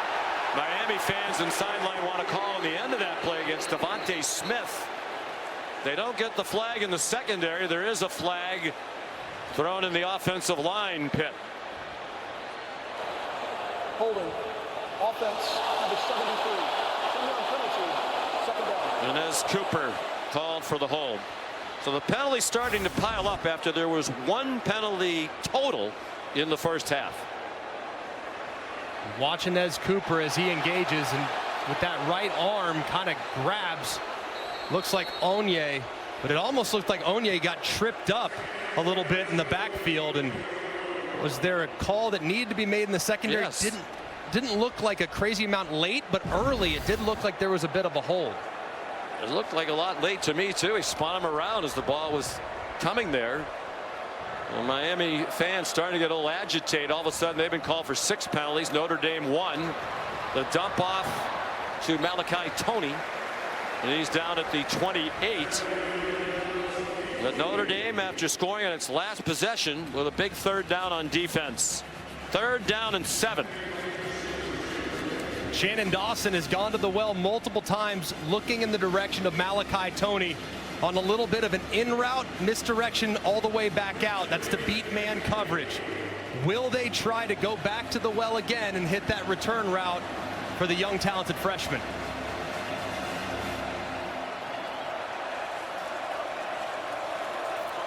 Receivers spread the field as Carson Beck goes out of the gun. 19 out of 26 for 196 and 2 touchdowns. And a timeout called by Miami just prior to the snap. Prior to the snap, timeout, Miami, their first. Timeout on the field. With 13:27 to go, a 1-score game in the renewal of this great college football rivalry.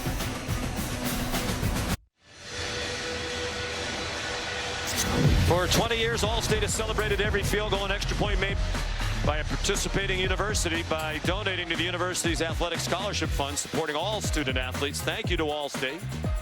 That's the last time Notre Dame played here. It was their last win of last season. The College football playoff semifinal against Penn State when they won on a last-second field goal by Mitch Jeter. Defending a huge 3rd down and 7. Miami up by a touchdown with 13.5 to go. Carson Beck was given a pocket, but he took too long, and they take him down. Boubacar Traore, who's been a big factor tonight for the Notre Dame defense. The first sack of the game for either team. Timeout for an injury to a defensive player. And that's really demoralizing, too, because this is just a 3-man rush. 3-man rush working really against 5 offensive linemen, and to get a sack is really, really hard to stomach when you're a quarterback. That's when your protection should be at its best. And yet, still, Boubacar Traore able to drag down Carson Beck for a big stop. Well, he had some time, and he just ran out of time. They think Traore's going to be a star. Dylan Joyce the punt. Fair catch made. Jordan Faison. 44-yard punt. Well, Notre Dame was on the ropes, down 21-7, doing very little on offense prior to their last drive, and then C.J. Carr took them down the field. In the process, they really woke up Malachi Fields, who is going to potentially be a matchup nightmare down the stretch. He's now starting to gain some confidence, so keep an eye on Zero throughout this drive, who had a big play on the last possession. Interesting, too, no catches for Jaden Greathouse, who was the star in their last 2 games of last season, 100 yards receiving plus on 13 catches total. Against Penn State and Ohio State. Jeremiah Love broke free from a tackle, got 8. Here's Molly McGrath. Well, Greg mentioned Notre Dame withstanding this heat. Their offensive line is getting gassed. Left tackle Anthony Knapp had an ice pack on his neck, a cold towel on his head. He was eating a popsicle, doing everything he can to cool off. And their O-line coach, Joe Rudolph, imploring his group to keep their energy up, continuing to emphasize the importance of establishing the run to win this game. But they're struggling right now on the sidelines.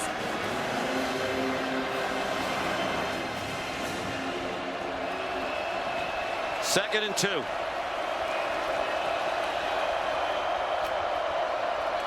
The fake to Love. They throw it out wide. Batted around and intercepted. Ruben Bain Jr., the defensive end, wound up with it.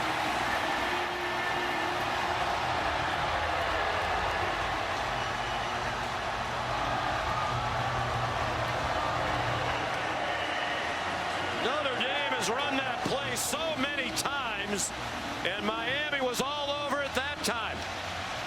Damari Brown knocked it up in the air, and Bain has the interception and a 15-yard return. When you chase the ball, good things happen, and that's exactly what happened for Ruben Bain. Gets tipped up in the air a couple times into the awaiting arms of the All-American defensive end. That's great hustle to get out there and try to make a play, as you can see it from the Progressive Pylon cam. He added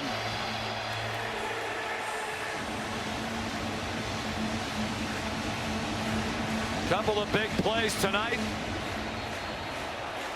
and that is the second turnover, both committed by Notre Dame. Let's see if Miami goes for the jugular here and tries to take a shot on sudden change. At the very least, they're in field goal range to make it a 2-score game again. An enormous turnover. Fletcher got popped by Adon Schuler, stayed on his feet, got finished off by Drake Bowen. Not accustomed to seeing Notre Dame make mistakes. They last year in their playoff run were so outstanding. You look at the turnovers forced and how well they protected the ball, and now tonight off to a bad start at the C.J. Carr era with turnovers. -2 plus 18 last year. They led the country in takeaways on defense last year with 33. Haven't had one tonight.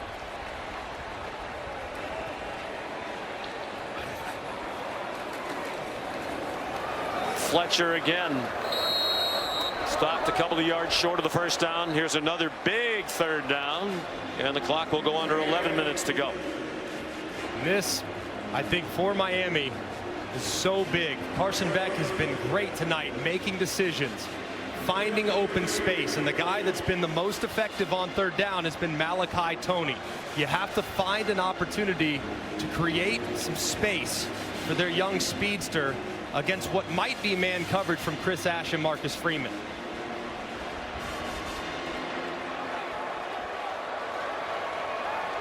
Four out of 10 on third down. Last two possessions, 3 and outs for Miami after those impressive touchdown runs. They keep it on the ground, not wanting to risk a turnover in field goal range. Some of the crowd doesn't like that call. Kick it, says Mario Cristobal. Now they have an unsettled kicking situation.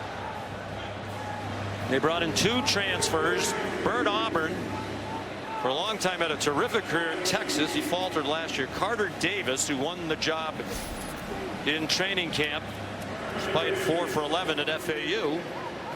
First field goal try of the night was an errant snap. All the extra points have been fine. This is for 38 for Davis.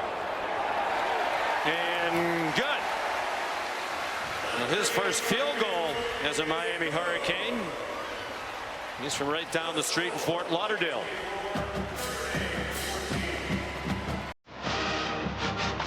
The defense from the U gave up 31 points per game in the last 7 last season. Much improved in the opener this time around in the big play by Bain.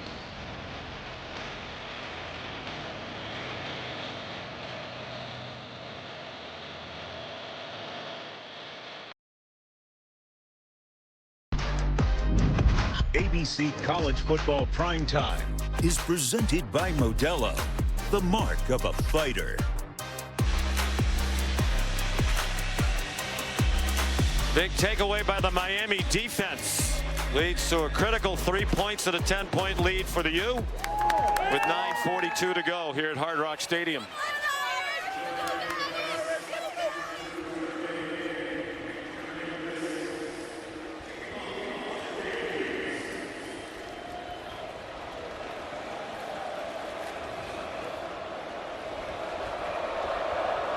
Here's Carter Davis, who just kicked the field goal.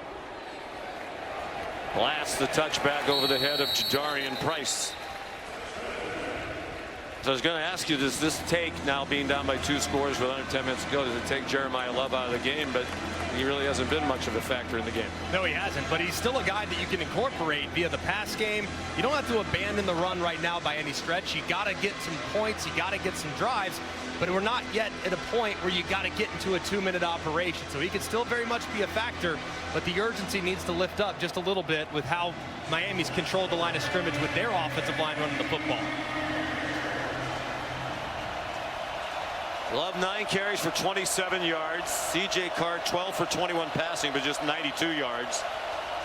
And the 2 touchdowns. Just threw the interception on that ricochet.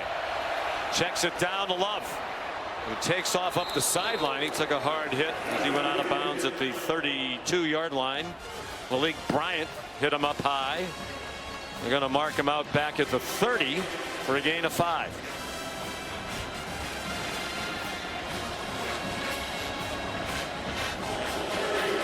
What a debut for Corey Heatherman.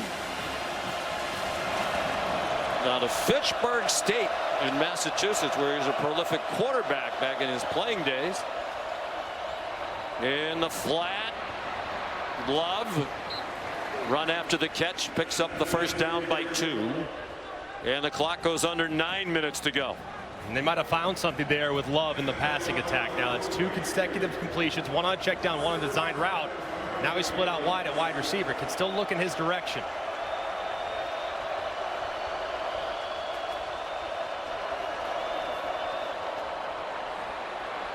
Eli Raridan, a 9-yard gain. I think the encouraging thing for that Miami defense is you don't see the communication issues and the bus that really derailed their season at the end of last year. And it feels like the tackling has been significantly improved in the back end as well. Jacoby Thomas is the injured player.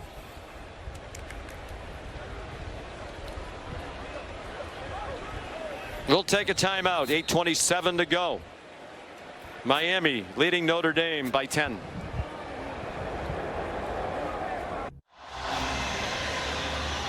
Well, this defensive performance tonight for Miami has to be encouraging for the Hurricanes and their fans. They were 9-0 last year, and then the defense came apart. 1-3 to finish the season, gave up 42 in the regular season finale at Syracuse after they blew a 21-0 lead. They had won that game, they would have played for the ACC title, something they still have not won in 21 years in the league, and they probably would have been in the CFP, almost certainly.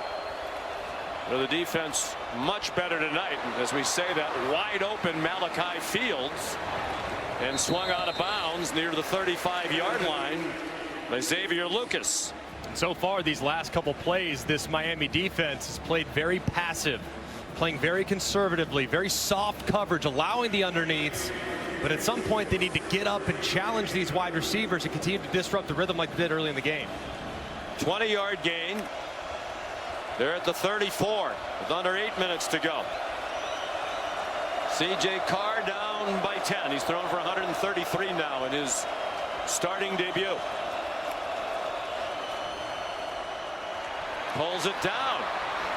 And he takes a heavy hit from Mohamed Touré and did well to hang on to the ball. Massive collision by Touré. Just puts that right shoulder right into the side of C.J. Carr, right in the rib section. Man, that is big collision by Touré. Well, they call him Mo the Menace, and that was a menacing blow. One of the things Mario Cristobal said he brings coming over from Rutgers is physicality and a good tackler, and he showed both there. Jeremiah Love, the running back, gets the call on 2nd and 3 and has the first down to the 21-yard line. Akeem Mesidor made the stop, a pickup of 6 for Love. Now, as the field starts to condense, you can anticipate that coverage from Miami getting much, much tighter. There's no reason to defend anything over the top. It can't get behind you on just 30 yards. So it's going to be important for Notre Dame to try to run the football in this part of the field. We just did get David Blay on. Mario Cristobal ran down as if he was going to call a timeout, then realized they would be able to substitute without too many men on the field. Carr, look out. Throws it nowhere. Ahmad Moten Sr. was coming after him. Crowd wants a grounding call, and the officials are talking about it. And here comes the flag. It was Moten from whom he ran away on that touchdown in the first half. Offense number 13. Ball be placed in the spot of foul. Loss of down. 2nd down. That time Moten able to cause the penalty with his penetration. Right around the right guard, Lambert forces Carr out to his left, and he's trying to just get rid of it, but it has to go beyond the line of scrimmage or in the direction of an intended target. It was neither, and a good call by the official to throw the intentional grounding.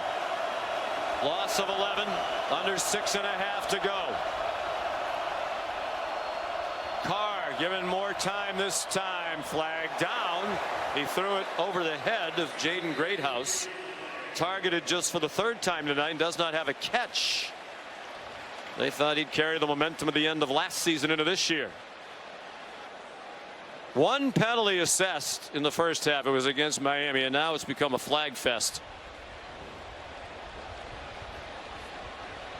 Like it was someone up front, Notre Dame, and it kind of pulled himself back. It looked like it was the left guard, Billy Schrouth.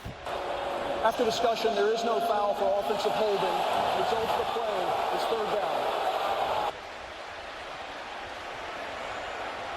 They are in field goal range. If it's still 3rd and a mile, you would think on 4th down they would try to kick the field goal, get it back to a 1-score game. Big teachable moment here for a young quarterback, though. Absolutely have to get rid of the football. You cannot take a sack, but I would anticipate from Miami just a 3-man rush to try to play defend defense. Love the running back. Eli Raridan, the motion man, and he resets. Pressure immediately. It's a screen. Good call. Jeremiah Love up and over and down at the 20. Still about 10 yards short of the first down. But he is going to make it a more manageable field goal for Noah Burnett in his first attempt for Notre Dame after a solid career at North Carolina, where he made 49 out of 62 field goals, including 19 out of 22 years ago when he was all ACC. This is a 39-yarder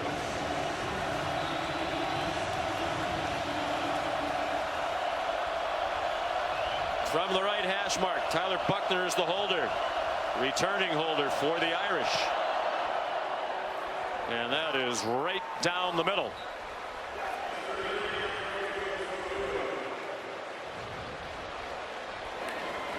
And it's a one-score game with 5:32 to go.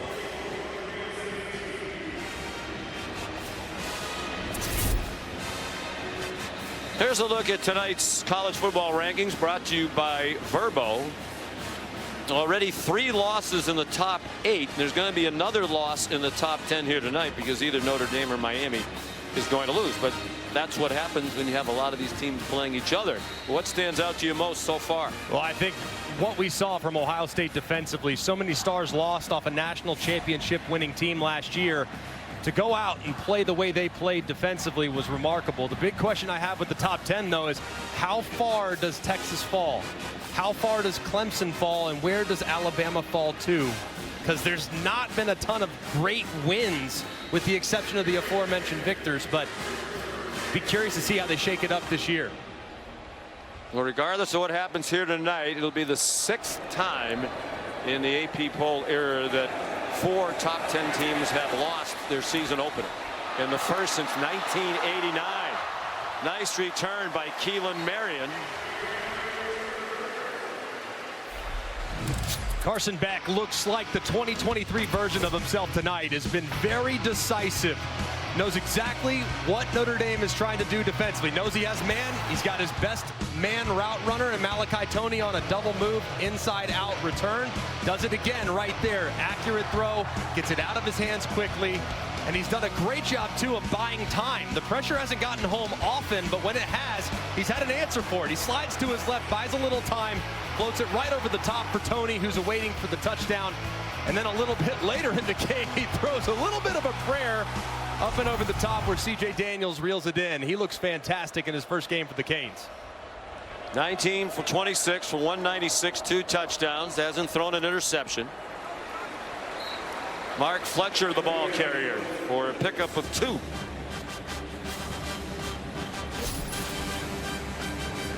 $12 in a row after the 50% start through the first 14 throws as a Cane.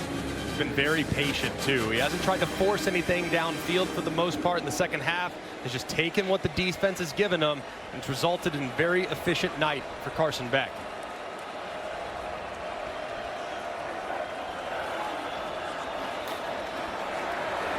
His throw is off target. Crowd thought Toney got hit late after the play. Luke Talich was there. 3rd down and 8.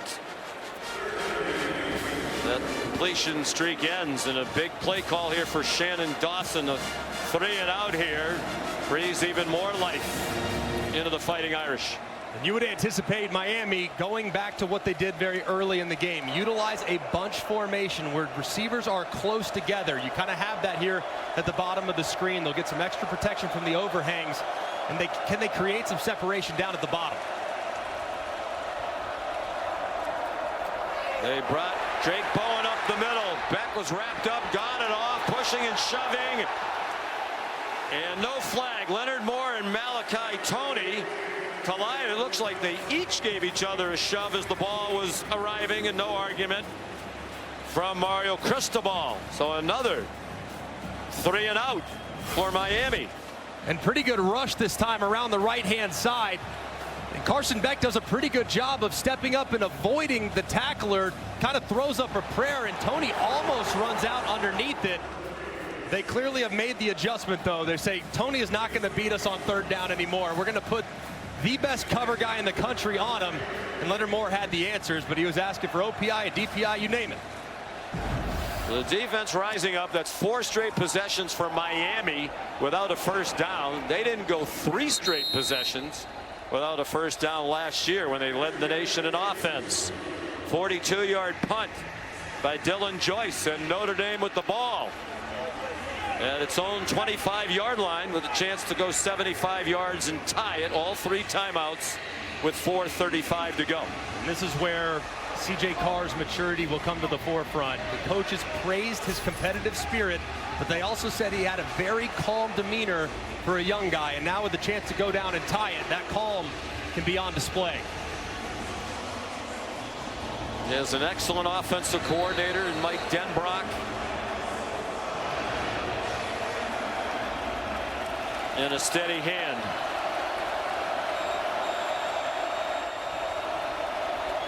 Love is the running back. He goes out in the pass pattern. He was open, Carr didn't throw it to him. Wide open is Raritan behind the defense and run down inside the 15-yard line. All of a sudden it's shades of last year for the Miami defense. A total bust and a 64-yard gain. And this is just a huge mistake from Mo Toure. He's trying to kind of hit and collision Raritan, but he loses him.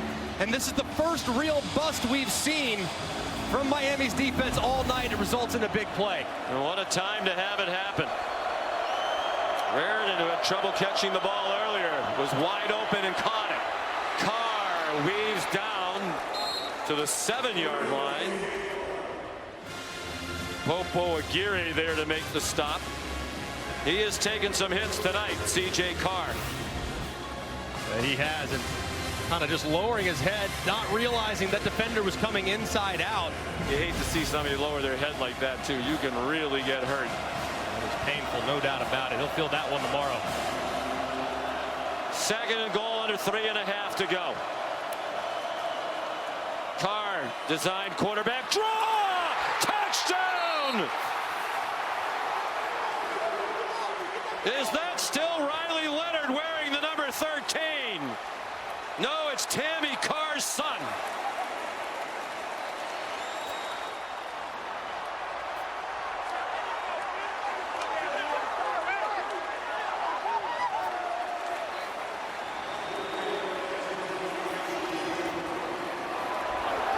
They said he was poised, he was a gamer, the situations wouldn't be too big for him, and all of that has proven to be true. What a debut for C.J. Carr. Now they need the extra point to tie it. And Burnett delivers. Miami offense has gone silent, and the Notre Dame offense has come to life. Well, running the football is a game of numbers. Well, you have 7 guys in formation for the Notre Dame Fighting Irish. There's only 5 Miami Hurricanes in there.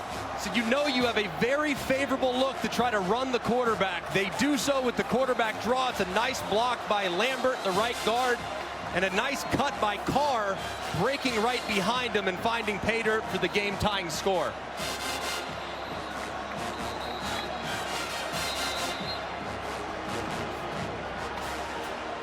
Tammy Carr, she's been around football her whole life. She said her dad, Tom Curtis, was a great All-American safety at Michigan. He's in the College Football Hall of Fame. In fact, CJ stands for Curtis Jason Carr. Jason is his dad. What a debut. Been dreaming about this day his whole life. He's thrown 2 touchdown passes, and now he's run for 1. With help from the breakdown of the Miami defense. They're so solid all night long in that regard. Diamete kicks another touchback. 3:21 to go. They have gotten a little conservative with the play calling with the lead. Now they have to find a way to ratchet it back up. Yes, and they've done a great job defensively, has Notre Dame, adjusting and moving their personnel. The biggest weapon that Miami's had so far tonight is Malachi Toney. They've taken their best cover guy, and he's now following him around the field. So will that continue in what might be the game-defining drive? Chris Ash's defense has risen up when they've needed to. No first downs the last 4 possessions for Miami. They did kick a field goal off the interception by Bain that gave them the short field. Beck a short throw. And breaking a couple of tackles with C.J. Daniels to get 9 on first down. As a quarterback, you know this situation inside and out. You have 2 timeouts at your disposal. You save 1 for the kicker. You need to continue to be methodical. Don't take a negative play. Quarterback with a high IQ. First down run by Marty Brown. Carson Beck benefited from being coached by Todd Monken. at the University of Georgia, and Mike Bobo, well schooled in these situations, and both of those coaches and the coaches here just rave about his high football IQ. Yeah, it's a great understanding of defense, and so far these first couple drives, first couple plays of this drive, we've seen zone defense implemented by Notre Dame. Under 2.5 to go. Back deep ball. They tackle the receiver, and there's a flag thrown on Christian Gray. On Keelan Marion. And so often in critical situations, Christian Gray is involved. 15-yard penalty, and automatic. Good and bad. Had the big interception against USC last year. Another here against Penn State. And he's beat right there, and the ball looked like it was well thrown. If Christian Gray doesn't go down to the ground and try to tackle Marion, that might be out the gate. So it's really a bad penalty. Sure, they're all bad, but not the worst penalty because you might have saved the touchdown. He did get asked a lot of questions about when Jeremiah Smith got behind him for a huge play late in the national championship game. When you have Leonard Moore on the other side and Benjamin Morrison last year, they're going to come in your direction. And the coaches appreciate Christian Gray. Yeah, the interception of Drew Aller in the final 35 seconds last year to set up that game-winning field goal. They're getting closer to field goal range of the Canes. Back, batted down by Christian Gray. Intended for Joshua Moore. Exactly what we're talking about. When he wobbles, he usually responds. Excellent coverage, and this crowd wanted a penalty with that right arm draped behind the back of the intended receiver, but man, that's really sticky and be hard to make that call with it being so bang bang with tight coverage.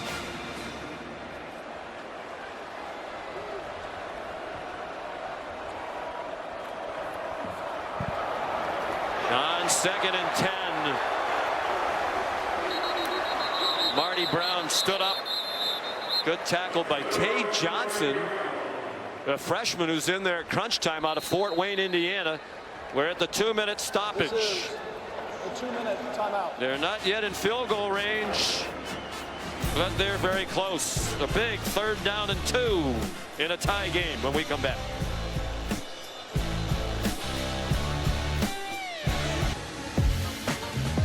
Two quarterbacks making their first career starts for the respective teams, C.J. Carr and Carson Beck, and both have had plenty to smile about. Looked like Miami might pull away. They led 21-7 and were dominating. But the offense has been stagnant. Now they're at the 39-yard line of Notre Dame with 2 minutes to go on a 3rd down and 2. Assume a run right behind the right side of the offensive line on 3rd and short. Marty Brown. That is going to be close. The play stays alive, and he's going to get the 1st down with the extra push.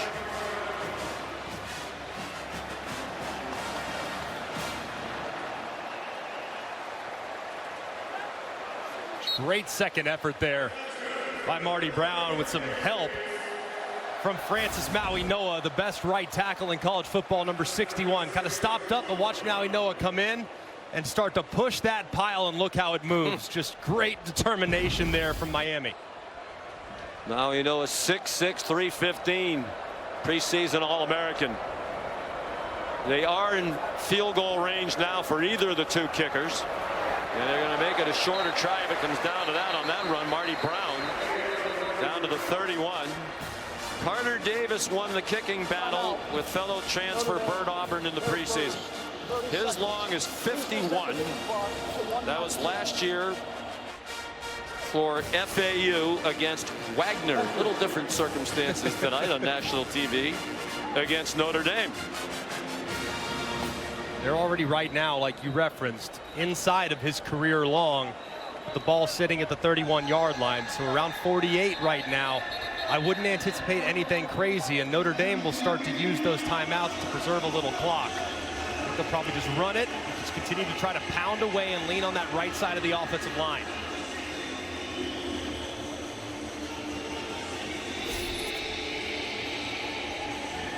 Not a lot of experience in these situations. Last year was 2 for 7 in field goals, but both of them were from 50 plus.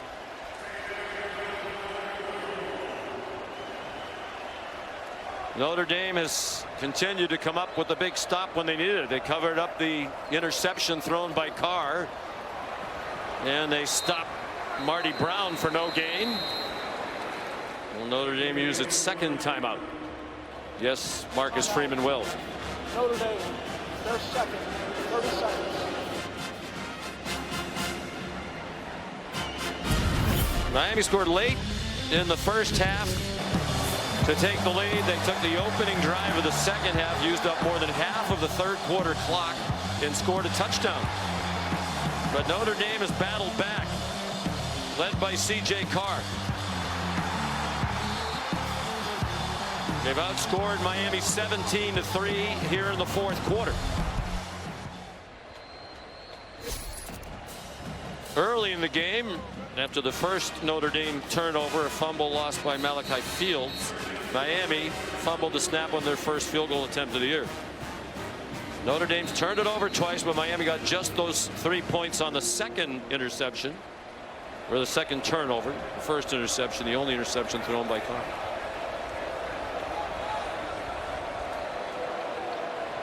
Third down and 4. Will they try to get another first down? They're again very conservative, and they're going to put it on the foot of Davis. And Marcus Freeman will use his last timeout. Timeout. Notre Dame, their third and final. 30 seconds. And now it's on Carter Davis.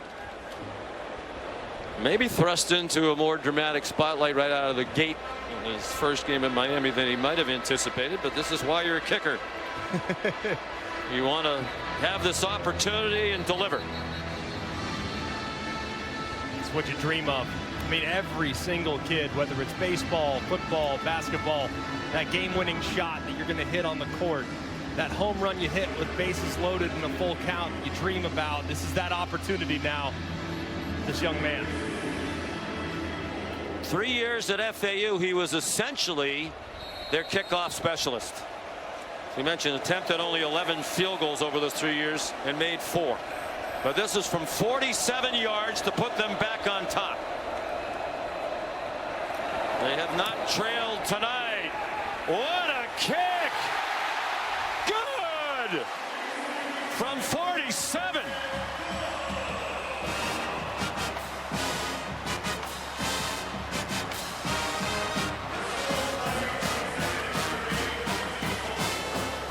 Fort Lauderdale native, spent his whole career right down the street, and you couldn't hit that one any better than he hit that one.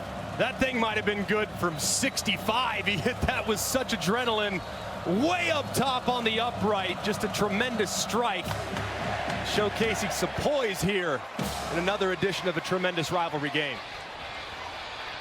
It was a competition in training camp between Davis and Bert Auburn. With a long resume at Texas, Davis won the job, and he has rewarded Mario Cristobal's faith in him. Wasn't his fault they didn't get the first field goal off on the bad snap. But time for Notre Dame. They had some drama here the last time they played in this facility in their last win last year in the semifinal, the college football playoff in the Orange Bowl. They won the game on a Mitch Jeter field goal. But they're going to have a lot of work to do to give it to Noah Burnett, wearing the same number 98 that Jeter wore last year. He'll start at the 25 with no timeouts.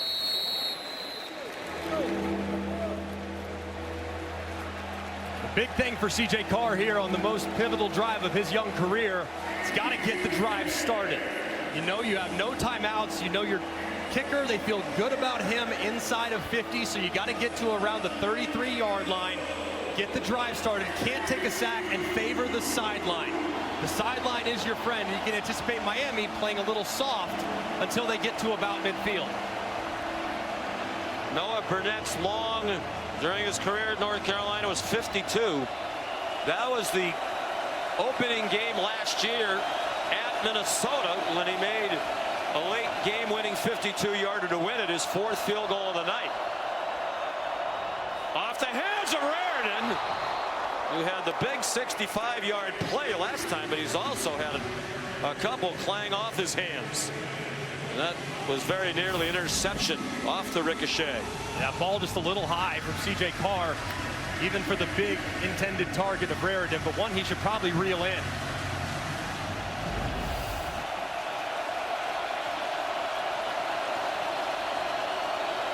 .59 seconds to go. Carr under duress, middle screen. Raridan hangs on. Raridan, good run after the catch. They'll get the stoppage for the first down to the 37 after a 12-yard pickup. That's a good call to kind of take some of the pressure off the offensive line. Keep an eye on number 4, Reuben Bain. He's had a whale of a game harassing C.J. Carr and even having an interception. So keep an eye on him up top. Carr under pressure, throws it as he was being sacked. Akeem Metsador was there for Miami. They're going to rule that an incomplete pass, and Carr is very fortunate that's the case. The officials are talking about it. And if you watch Bain, I mean, he gives a great right tackle, turns him around. Metsador gets there first, but both ends collide on Carr, who very fortunately is able to somehow get rid of it as you see him push it forward. He did. He threw the ball before he was down on the ground, it seemed. Let's bring in Matt Austin. What do you think, Matt, as the officials are still talking about this? Well, I think it's definitely a pass, but is there a receiver in the area? He's definitely in the pocket, so it doesn't matter where the ball lands. If there's nobody near it, that's grounding. And they have just thrown the flag.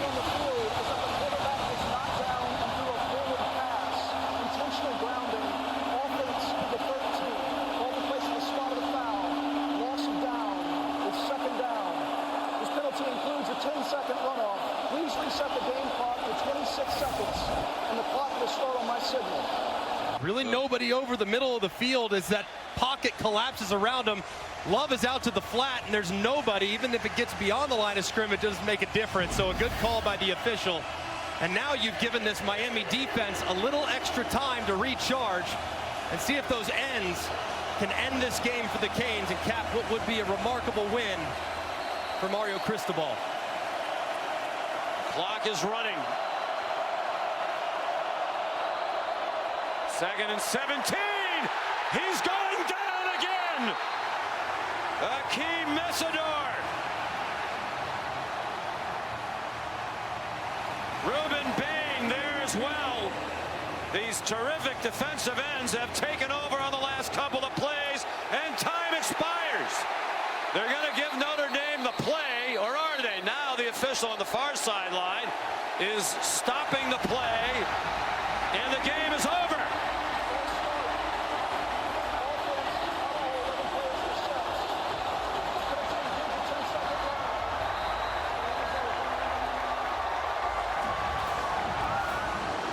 C.J. Carr fought valiantly, but in the end, it was Carson Beck in Miami that wins 27-24.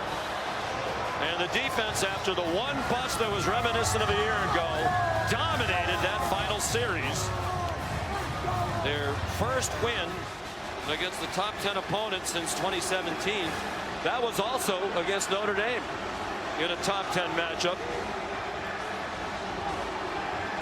Promise of good things to come for C.J. Carr and the Irish, but this night belongs to the Miami Hurricanes, who've won 18 straight season openers now at Hard Rock Stadium, home openers. And a signature win for Mario Cristobal.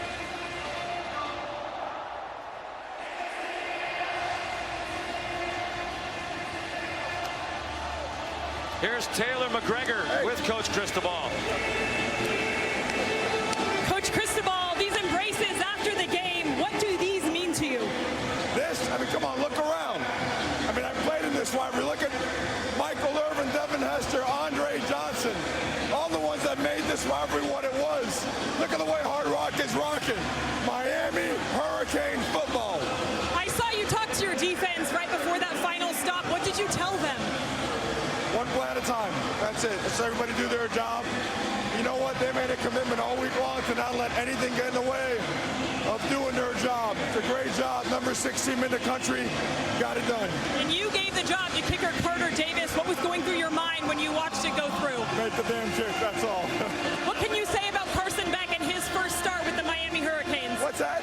Carson Beck and his first start. What stood out to you about his poise? Winner. Flat out winner and a difference maker. Thank you, Coach. Here's Molly McGrath with Carson Beck. Carson, I just saw a lot of emotion out of you celebrating this win. Where is that coming from? Oh, man, shit. I mean, the past 8 months has been so hard. And I'm just so blessed to be out here to have an opportunity to play again. Man, I love these guys. I'm so proud of the way we played. We played so hard. In the face of adversity, we got it done when we needed to. Oh, man, I'm just so blessed and so thankful to have an opportunity to play this game I love. You said that this team taught you to love football again. How does this group, this offense, bring out the best in you? Man, everyone just loves to compete. It's a real family. It's a real brotherhood. Oh, my gosh. I'm sorry. There's so many emotions. I'm so thankful for the guys that I have around me. I'm so thankful for the way that they work day in and day out. I mean, early mornings, late nights, it doesn't matter. And then we come out here and we execute when it's time, when it matters. So. Your defense stepping up big, forcing turnovers. Carter Davis with that 47-yard field goal to win it. How complete is this team? Man, super complete, but obviously we have a lot to work on. You know, it's week 1. I mean, gosh, you got to give credit to them. They're a great team. They have a great defense. They played their butt off today.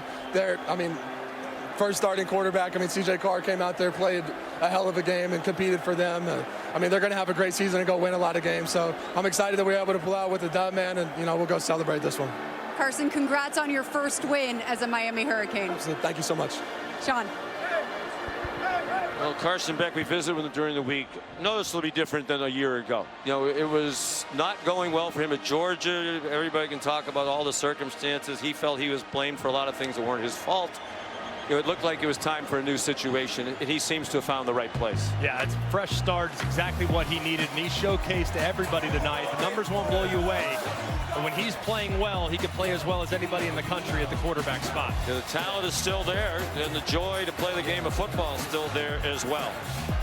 An impressive debut and a spirited renewal of one of college football's great rivalries. Miami wins it 27-24. Maybe this is the year. The U is back. Good night from Miami.